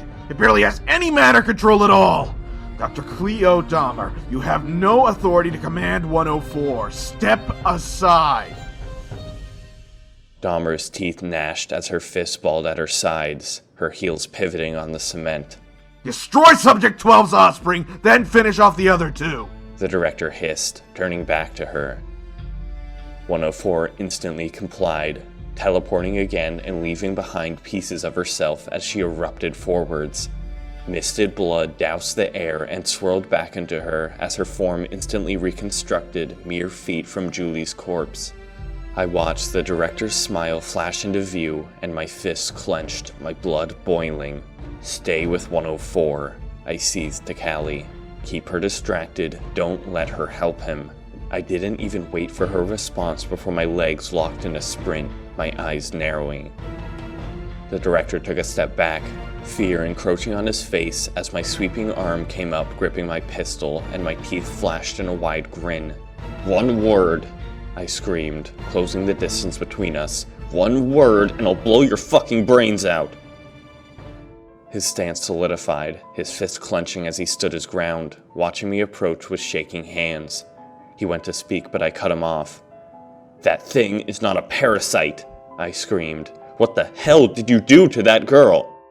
Rather than listen to his bullshit response, I fired a shot directly at his feet, barely missing, sending his heart up into his throat. "Full-on parasites can't influence each other directly!" he cried out, rage nearly overriding his fear. "They have a subconscious mental block that keeps their distortions from harming one another. A sort of empathetic feedback reaction, if you will." Several seconds of silence ensued, until his hand softly raised the radio device. His next words seeped out into the air, chilling everything they touched. "But," he continued, his eyes cresting with darkness, "if we destroy the part of the brain responsible for empathy..." My heart slammed against my chest. "Parasite obviously attempts to repair that section of the brain," he continued, holding up the remote. "That is why it is necessary to apply the poison continuously in small amounts.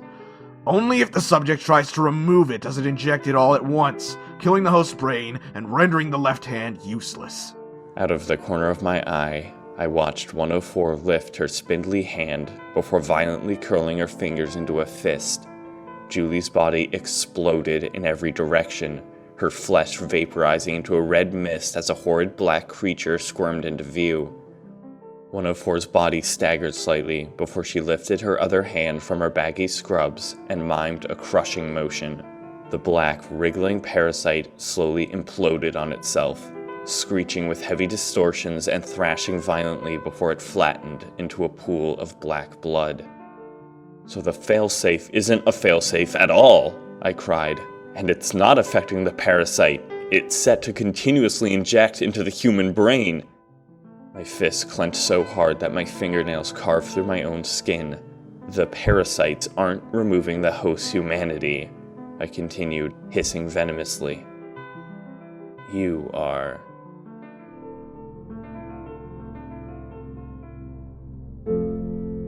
When you destroy the basic cognitive sections of the brain responsible for empathy, speech, and emotions, you create a creature that is stupid enough to be trainable. A hideously powerful predator. And best of all, able to harm other parasites without being directly harmed itself. My skin prickled with terror, realizing what this entailed.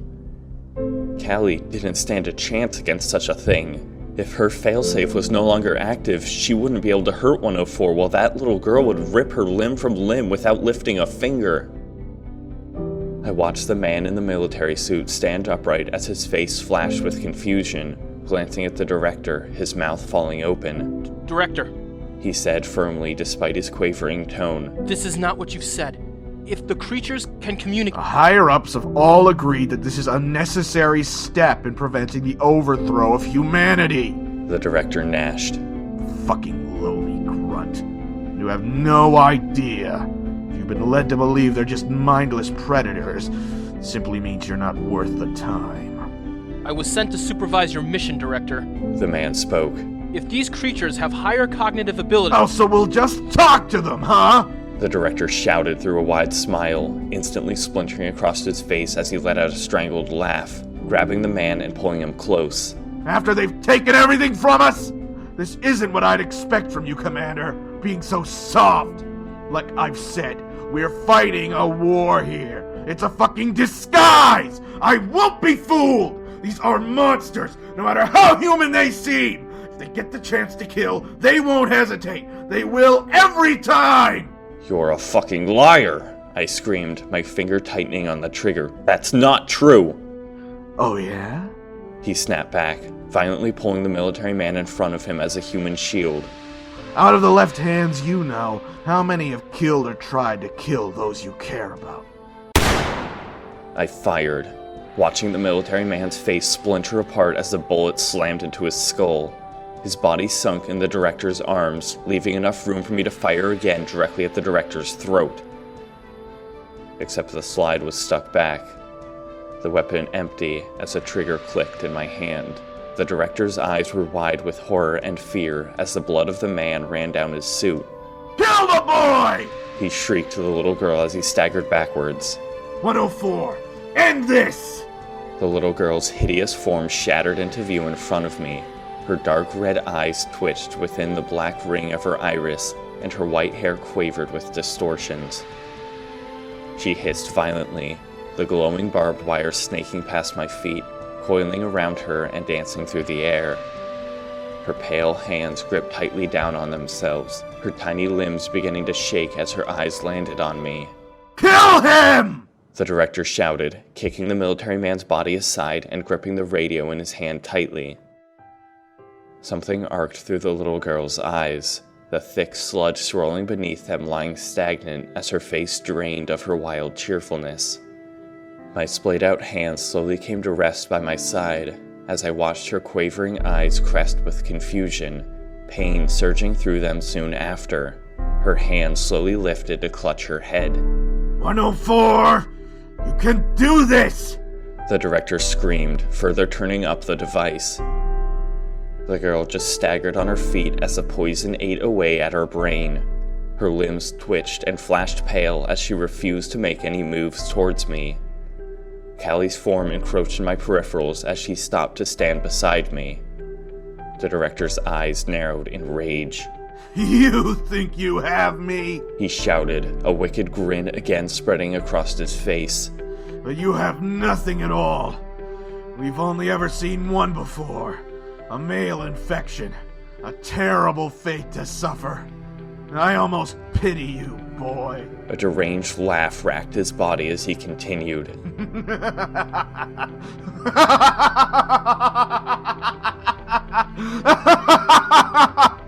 I want you to know that if you're somehow justifying this to yourself, how much of a murderer you've become, by blaming the parasites, you can forget about it. Our military friend was correct. There is no such thing as a male infection. If there is a parasite inside of you, it's not truly attached to your spine or influencing your thoughts. It's simply multiplying. My blood curdled with horror at his words. The poison has been unable to remove 104's common sense against killing her own children, apparently. He grinned. But it's no matter. His glasses flashed in the night. You'll be dead soon anyway. Her children. Piece of shit. The director sighed at 104, his eyes narrowing. Spreading her kind like a fucking disease rather than accomplishing her assigned task. Slaughtering our team and forcing us to wait for her dormant phase to pass again before she was of any use. Thanks to you, John. Finally understand what's been happening all along. My heart stopped. That's what the scientist woman, Dr. Cleo Dahmer had meant at the hospital. During the gaps in my memory, that day absent from my mind, the militia must have reached my house with 104, but rather than killing Callie in her unconscious state like she was supposed to, We have learned that the parasite splits off a part of itself in order to ensure its survival. Dahmer said. It then injects itself into a new host, shutting itself down into a short-lived dormant stage. This allows it time to recover its lost information. During this state, the parasite is extremely vulnerable. That's why, The director filled in. when choosing to reproduce, it kills everyone around it, eliminates any threats. That is, His eyes flashed to Julie's gory mess on the ground. everyone except for one. It destroys all potential threats in the area before reproducing its kind in a new host. In our unfortunate case, that meant she slaughtered our militia sent to kill Subject 12. Even took out a helicopter while she was at it. My eyes widened. Some moron dialed back her failsafe too far. The director spat. Allowed her to reconstruct her brain enough to wonder why she was listening to us. I should have been the one to head that mission. 104's parasite is too strong. Her healing capabilities are like something out of a nightmare. Prior to this, Dahmer continued. the state following the injection into a new host was simply known as the dormant phase, a vulnerable time with nothing known about what caused it other than the fact that it almost always followed an awakening. It was during this short and precious interval of time that we were able to fit the host with fail-safe mechanisms. We thought this allowed us to get an edge on the parasites. The director spat. But all along we were missing countless others being born. Females injected with a parasite become fully functioning left hands within not but a few years. Much faster than those born with an infantile parasite. Injected males become breeding farms for them, ticking time bombs for mass infection when the parasites multiply beyond capacity. His eyes narrowed further. That means, of course, He hissed. you're a risk to everyone around you. If they're already deflecting bullet fire from themselves, you haven't got long. Do the right thing. I looked at 104 standing in front of me now, her eyes squirming behind pools of blood. Her pale skin shifted as she gazed at me, flashing red and blue in the night. Her white hair meandered around aimlessly, her scrubs stained with blood and flesh fragments. My eyes narrowed on the director and the device gripped in his hand, the output level nearly at full capacity to keep 104 in this horrid state of insanity. Callie's chains raised into the air, but a glance from 104 left her to halt in her tracks, her teeth clenching. What the hell? I hissed at the director. Just what the hell did the parasites do to you? He just slowly raised his hand, gesturing to the militia all around him. What the fuck happened to you? I shrieked. This isn't a war you're fighting. This is some insane personal obsession. Just what are you so afraid of? His teeth flashed in the night, a wicked smile splitting across his face as the guns trained on me.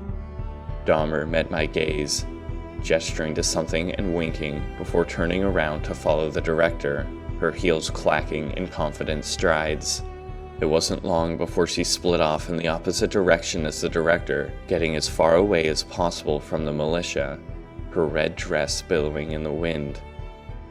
The mounted machine guns glinted in the night, the sound of readjusting metal clanking through the surrounding crowd as they positioned themselves behind riot shields. 104 remained in front of us, her form ominously stagnant despite the way it churned with sporadic skin waves. You were injected by 104 less than a day ago. The director grinned at me from afar. Your projectile capacity is likely only a few hundred rounds per second. If that. His fingers closed up into a fist as he began backing away. It was nice knowing you, John. Just know that I'm doing you a favor. By the looks of your infection, you won't last another 10 minutes. My eyes trained on Callie, my voice quietly crawling out before I turned back to the director. Who did you lose? I screamed, noting that he flinched at this. This is a revenge quest. No other situation would make you so utterly blind to the truth. You know full well how human these parasites are. You're not saving anyone. You're a murderer. His eyes burned in the darkness, spit flying from his mouth as he snapped. You don't know anything about me. 104. He continued as he slipped behind the militia. Get out of here. 104 instantly exploded from in front of us, teleporting out of the way and reappearing beside the lines of people that suddenly stepped forwards, raising their weapons in unison. They become the person, I cried. They don't kill the host. They adopt their traits. They have their memories and personality. Director, the host is never truly gone. Shut your mouth! He screamed, his glasses flashing. Don't you tell me that she isn't gone! Look at her for fuck's sake! My eyes widened, my blood corroding with icy sludge. Any words caught in my windpipe as horror spread across my face. My eyes flicked to the director, disbelief eating my features away before I slowly turned back to look at the girl standing on spindly, pale legs, her big red eyes sickly and broken. Her body barely breathed as flesh crawled around her scrubs like ants. The way the director had held her hand, the way he ordered her to safety. Director, I stammered.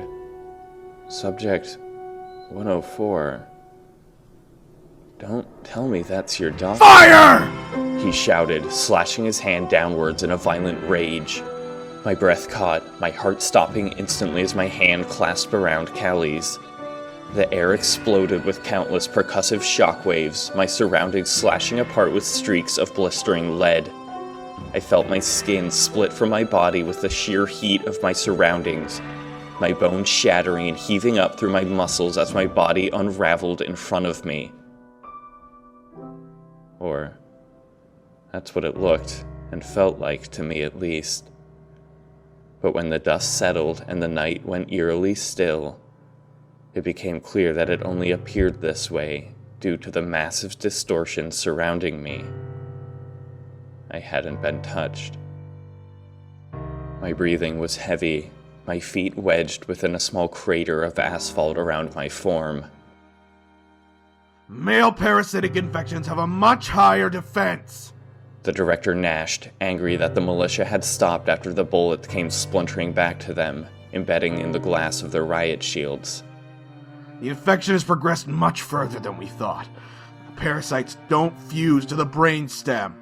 The host has no offensive capabilities of conscious control over the left hands. Just keep firing! Inducing scatter protocol will kill the host. My heart decayed with a flash of frost, my limbs seizing up. I'm not sure how true that is, I stammered, nervously looking around the faces ready to tear me apart at the director's signal. The whole not being able to distort matter thing, I think I may have been able to work something out. The director's eyes narrowed on me from afar. Callie's hand tightened around mine. Callie could have just torn you apart with distortions as soon as you stepped away from 104. I nervously stammered again. I told her not to, though. I thought it would be more fitting for you if you brought on your own demise. If Callie only distorted something really tiny, something to start a chain of events, something small and simple, like turning down the dial on a remote injection device. The director's eyes snapped open in horror, his hand thrashing the device up to his face in panic. By the time his other hand rushed forwards to turn it back up, it was too late. 104 erupted from nowhere, her body inches from his, cleaving his hand from his arm in one fluid motion. The director screamed in agony as the militia scrambled, turning their sights on 104 within seconds. Another man, obviously second in command, rapidly counted down from 3, but before he reached 0, the director's voice rang out. No! Don't shoot! The militia froze, unsure what to do with this order. The director's body fell to the ground, scrambling backwards from the little girl whose violent distortions vaporized the radio device underfoot as she walked past it. Razor wire snaked around like an angry serpent, attempting to wrap around his body, slashing his legs to shreds as he tried to wiggle free. His amputated limb gushed hot red blood, and he was growing paler by the second. The other man began counting down for the second time, but the director again screamed in protest at the last second. Don't kill her! He screamed, tears and blood running down his face, his glasses shattering with distortions as she began to peel his skin away. Please. He wheezed, the metal beginning to slice into his chest, leaving his words to bubble from his lips with blood. Just don't kill her. The militia instantly disobeyed his order, counting down from 3 before firing at her spindly form in unison, the night shattering apart with the sheer noise of the blasts. One of 4's grins slashed into view, her body exploding before a single slug could even reach her. As she reappeared within the ranks of the militia, evaporated blood boiled into the air as barbed wire hacked in large circles around her, distorted air going off like a massive bomb. I went to back up, only to feel my inside shift with unimaginable pain, my limbs instantly seizing up and leaving me to crash to the asphalt. Callie rushed to kneel down, her green eyes ripe with horror, her pale limbs splayed out in fear. I writhed in agony, vaguely aware that the red in my vision was in part due to the sheer amount of pain and partly due to the physical blood that had begun to slosh around with every blink of my eyes. This was it. Just as the director had said, 104's copies were going to kill me when they multiplied beyond capacity. I imagined them using my own flesh to inject themselves into the panicked people now scattering like flies around me. Callie's chain suddenly slashed into the air, her eyes narrowing in intense focus as she raised one chain tendril to her eye line. I knew what she was trying to do. It's too late. I cringed out, forcing a smile onto my pale face, trying to wipe the blood from my eyes so I could at least see her properly. You can't cut them out without killing me. I'm sorry, Callie. Earlier today, the doctors admitted that performing even an incredibly delicate surgery would likely result in my death. She didn't even verbally acknowledge this, but her chain began to rattle violently as her eyes narrowed more, her teeth gritting. Please, Callie, I smiled. There's nothing you can do. Please, just listen to me. Her chain began to spark. It had gone so hot, vibrating so fast it looked to be a glowing blur. If people were judged for the rest of their lives for things they did back in 8th grade, I coughed, black blood spewing from my mouth. That would be super shitty. Her lids went wide, her chain losing intensity as tears glossed her eyes. I grunted to sit upright, the pain coming in massive waves. I'm pretty delirious at the moment, I stammered. But the point is, I don't really know. I managed to get back to my feet, my inside shifting and the world spiraling out of control. Callie's face looked on in horror as she ran to steady me. I imagined this would play out differently. I laughed, stumbling slightly. I really should have some last words to say, some cliche way to express the weird amount I care about you, but My bleary eyes slowly came to focus on a form emerging from the crowd of gunfire. His glasses were no longer on his blood-splattered face, but I saw his gangly form staggering towards me on shredded legs, blood painting the ground like sludge as he stumbled. A gun glinted in the light, barely gripped in his right hand. I tried to scramble back in panic, nearly toppling Callie over. She saw him approaching, and her emerald green eyes narrowed into black discs within her lids. John, the director spoke, his voice panicked and faint. You have to, before... You're the only one. You're the only one 104 won't kill. Callie went to hack him apart, her chain slicing into the air, but as his eyes flicked to her, she hesitated, returning his gaze. She won't risk harming her children, he continued, turning back to me, light blood coming from his mouth. You're the only one who can get close enough. He held out the gun with quaking hands, his sticky blood painting the handle. You have to, he continued. You don't understand how strong she is. When she turned on us last time, the vice was still at over half capacity. When you turned it off completely, that's all the time it needed. You think we would only leave one fail-safe transceiver? No, mine was destroyed. Someone set the kill code as soon as you said something. The fact that she's alive means that the left hand has denatured the poison, rearranged the very molecular structure into something harmless. Nothing will ever keep her under control again. You have to place this gun to her temple and pull the trigger. We can't be certain it'll work, even at that close a range. But it's all we can try. I looked at the gun extended towards me. The director staggered on his feet. His eyes were a horrid dull gray against his soaked red skin, and they flashed with a sorrow I had yet to see.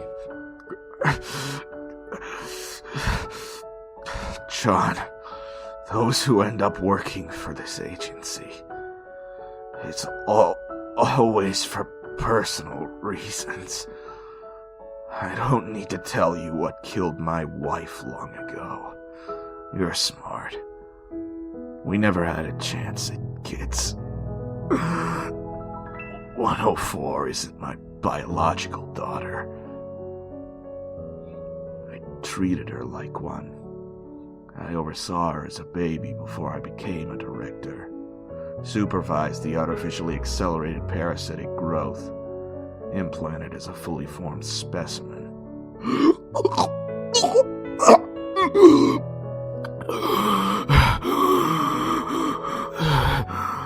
Her father was a cruel man. To offer her up for such a horrid cause, abandon her to a fate like this, I had to be the one to try to protect her. She needed someone to be there for her. You may think the girl beside you isn't bad. And while you may hold on to the hope that the goodness in them will prevail, I assure you that the parasites are nothing but pure evil. The humanity within them is nothing but a trait adopted from the host. A shallow copy of what makes people like you and me human. You can hope that what they display is something more than that. But I'm not so sure. She was beautiful. 104. The prettiest baby I had ever seen. The first year of her life in that facility.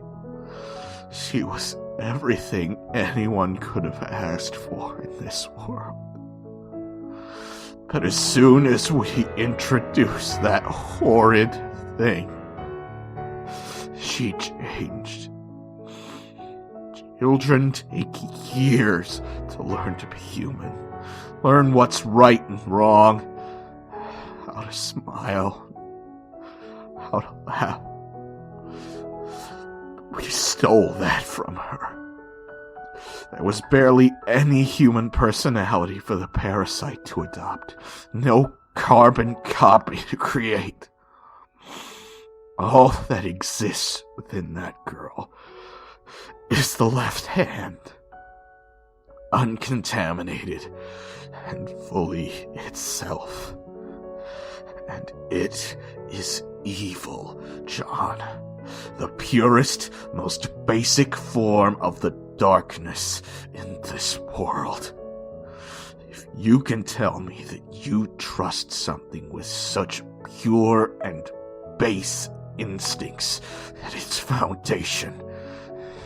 If you can trust that someone with every tool to carry out destruction will never act on it, then that's your choice.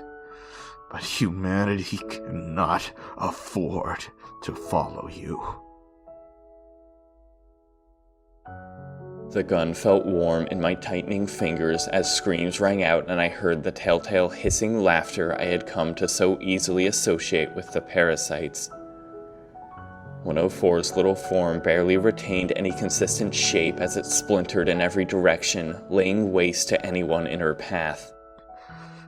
I'm sorry to ask this of you, the director continued. But you must understand that you will die in a matter of minutes anyway. Once her young are fully formed, we will have absolutely no way to stop her. This is truly our last chance. You'll give Callie another chance, I spoke, not even awaiting a confirmation before stumbling forwards. Callie's hand gripped harder around my shoulder before clawing in desperation as I walked away, the gun shaking in my grip. John, she screamed, tears bursting forth as she rushed in front of me. You can't! Her eyes were wide in panic and horror, but I lightly put up my arm, watching her distortions part around me as my hand rested on her shoulder.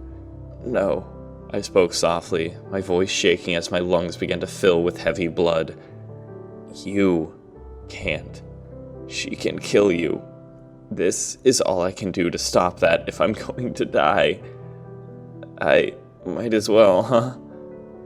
I paused for a second, queasiness taking my heart as I stole a glance at her lips and laughed out. A bit cliche to do it now, huh? I guess I missed my chance. Her face erupted in red. It's nothing, I cringed. It just would have been kinda nice to... Her body exploded, ropey strands of flesh lashing at my face as blood enveloped the scene. My eyes widened into glossy spheres as what was left of her corpse tumbled across the pavement. Her metal, glistening chains splintered into crystalline fragments as they were torn from her charred corpse and skidded across the ground. Militia members rushed past in slow motion, the hot air crawling with unnatural wind as I turned to see 104 standing several feet away, quickly lifting her hand to crush what was left of Callie. I trained my sights on her without a second thought and slammed the trigger back. The bullet erupted forwards, deflecting off her form instantly, splintering into view inches from my own face before it was deflected back again. The bullet accelerated with each repercussion between the two of us, becoming a white-hot ball of plasma before vaporizing into a mist. 104 stopped moving. Her eyes glanced at me, her body slowly turning to face me. Her white hair danced lightly, getting caught in her mouth, still split open in a wild smile. I walked headlong towards her, not slowing my pace. 104 went to turn away, but I slammed the trigger back again, barely flinching as the screaming metal shook the air, violently tearing itself apart in between us. She turned towards me again, her red eyes staying with me this time around, not narrowing, but rather looking up at my face. Her smile slowly dissolved as I approached. I pulled the trigger again, watching her eyes not even blink as the round shattered in front of her face. Blood swam in my vision. I was sure my eyes were just as crimson as hers, my skin just as pale and ghastly. My strides were uneven and staggering, but I reached her in no time, her tiny form standing its ground. Her razor wire lay on the ground, stagnant and cold. The gun had fallen to my side as I now stood but a foot in front of her. People ran in terror all around me, random shots occasionally splintering around us in a dance of blinding light. The weapon in my hand bared intense weight as I slowly lifted it from my hip. 104's eyes glistened with horrid red blood. her hair mangled and frayed, her hands so pale and fragile by her side that my heart squirmed. I could do this. I knew full well this was merely the corpse of a girl. Her mind was nothing but what this creature had made of it after all these years. In a sense, she had never really existed at all. I wasn't killing her. This wasn't even a her, just an it. My teeth gritted, the weapon halting halfway to her form. I wasn't even sure if I had the strength to lift the gun. The world was swimming violently, my insides churning like a vat of rolling slag. At great length, the weapon landed at her head level, and she didn't even flinch as I pressed the metal against her skull. Unexpected tears mixed with the blood obscuring my vision, and I felt my hand begin to shake even more violently. I wouldn't believe this. There wasn't such a thing as true evil. If this thing, even if it wasn't human or even close, if it was as smart as one, there was no way it could be the mindless monster. My hand exploded, the air shattering with a violent distortion as 104 cleaved the weapon to the ground. Her eyes looked at me unemotionally, falling away to the ground as her body turned around and began walking away. I stared at the gun on the ground, my irises shaking as its form blurred in my vision. I had pulled the trigger, but the slide was jerked back, the cartridge jammed in the ejection port. She had stopped it. My flesh wound together in front of me, a crude imitation of a fleshy hand squirming with distortions before beginning to take on a more convincing shape. Then a shot. I whirled around to watch the director's body stagger back, his pained eyes going wide with horror. Standing in front of him was Dahmer, a twisted smile on her face, her coat billowing in the heavy wind. Her crimson dress warped in the foul air. She lifted the gun again, her hideous smile growing as she pulled the trigger without hesitation. The director dropped like a rock, his form slamming to the asphalt, his skull ruptured outwards from the point-blank shot. Dahmer laughed. 104, come here. 104 suddenly exploded, her form reappearing in front of the woman.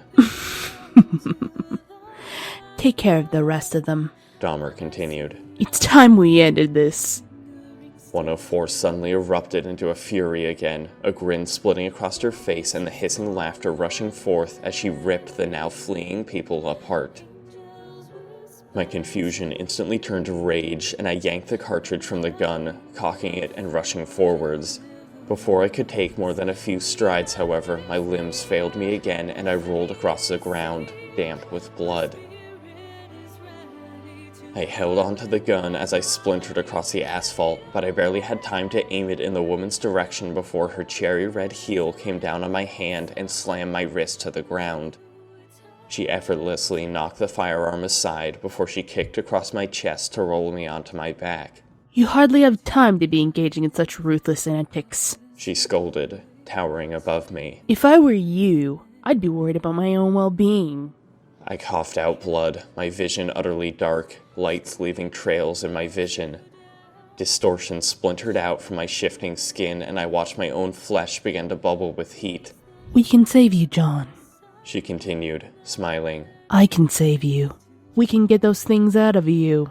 The director there was quite a liar, an incompetent leader from the beginning. You should just be glad that I'm taking over after his unfortunate demise. You are not doomed. 104 is more beautiful than ever.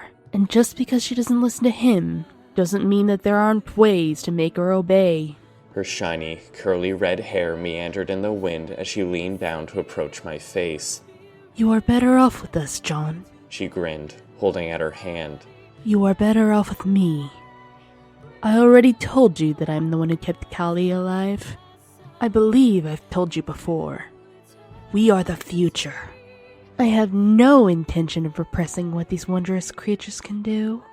It's such a shame that Callie's offspring had to be killed. I like the way that left hand specialized.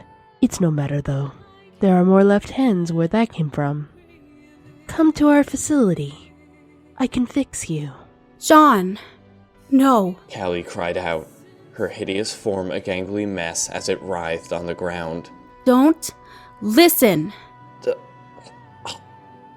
Don't. I coughed, utterly blind as blood swirled in my irises. Don't hurt Callie. Let her go. No can do. She smiled, her hand brushing across my face. You've got no right to be making demands. I'm the one helping you. But tell you what, come with me, and I'll give your monster friend a 48-hour head start. My skin shifted, the air around me flowing with distortive air. Even if I don't survive, I rasped out, lifting my hand into the air blindly. Yes. She grinned. Even if you don't survive. No. Callie shrieked in desperation. You can't. You have no idea. Deal. I wheezed, feeling her cold hand wrap around mine. You and I, John? She grinned through the enveloping darkness. Together we're going to change the world. Everything went dead. 104? Dahmer continued. Kill Subject 12.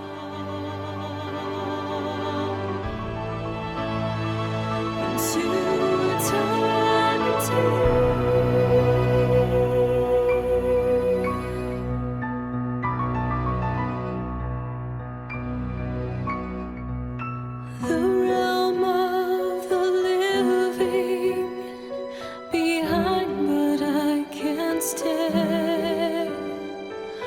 Thoughts and memories of my life are leaving me into eternity.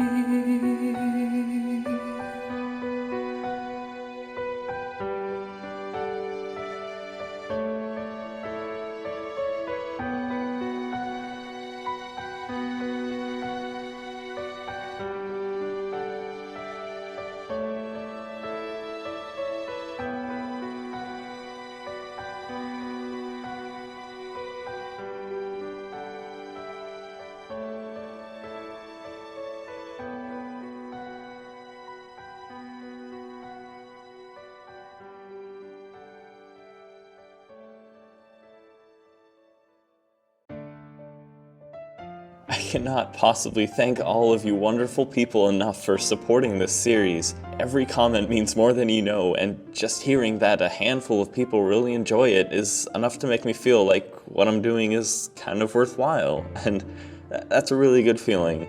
And thank you so freaking much to all of the voice actors who helped me out this season. You guys are incredible and really put up with all of my bullshit, like continuously rewriting the story or cutting or adding parts. It was an honor to work with all of you, and I hope the final product turned out to be something meaningful.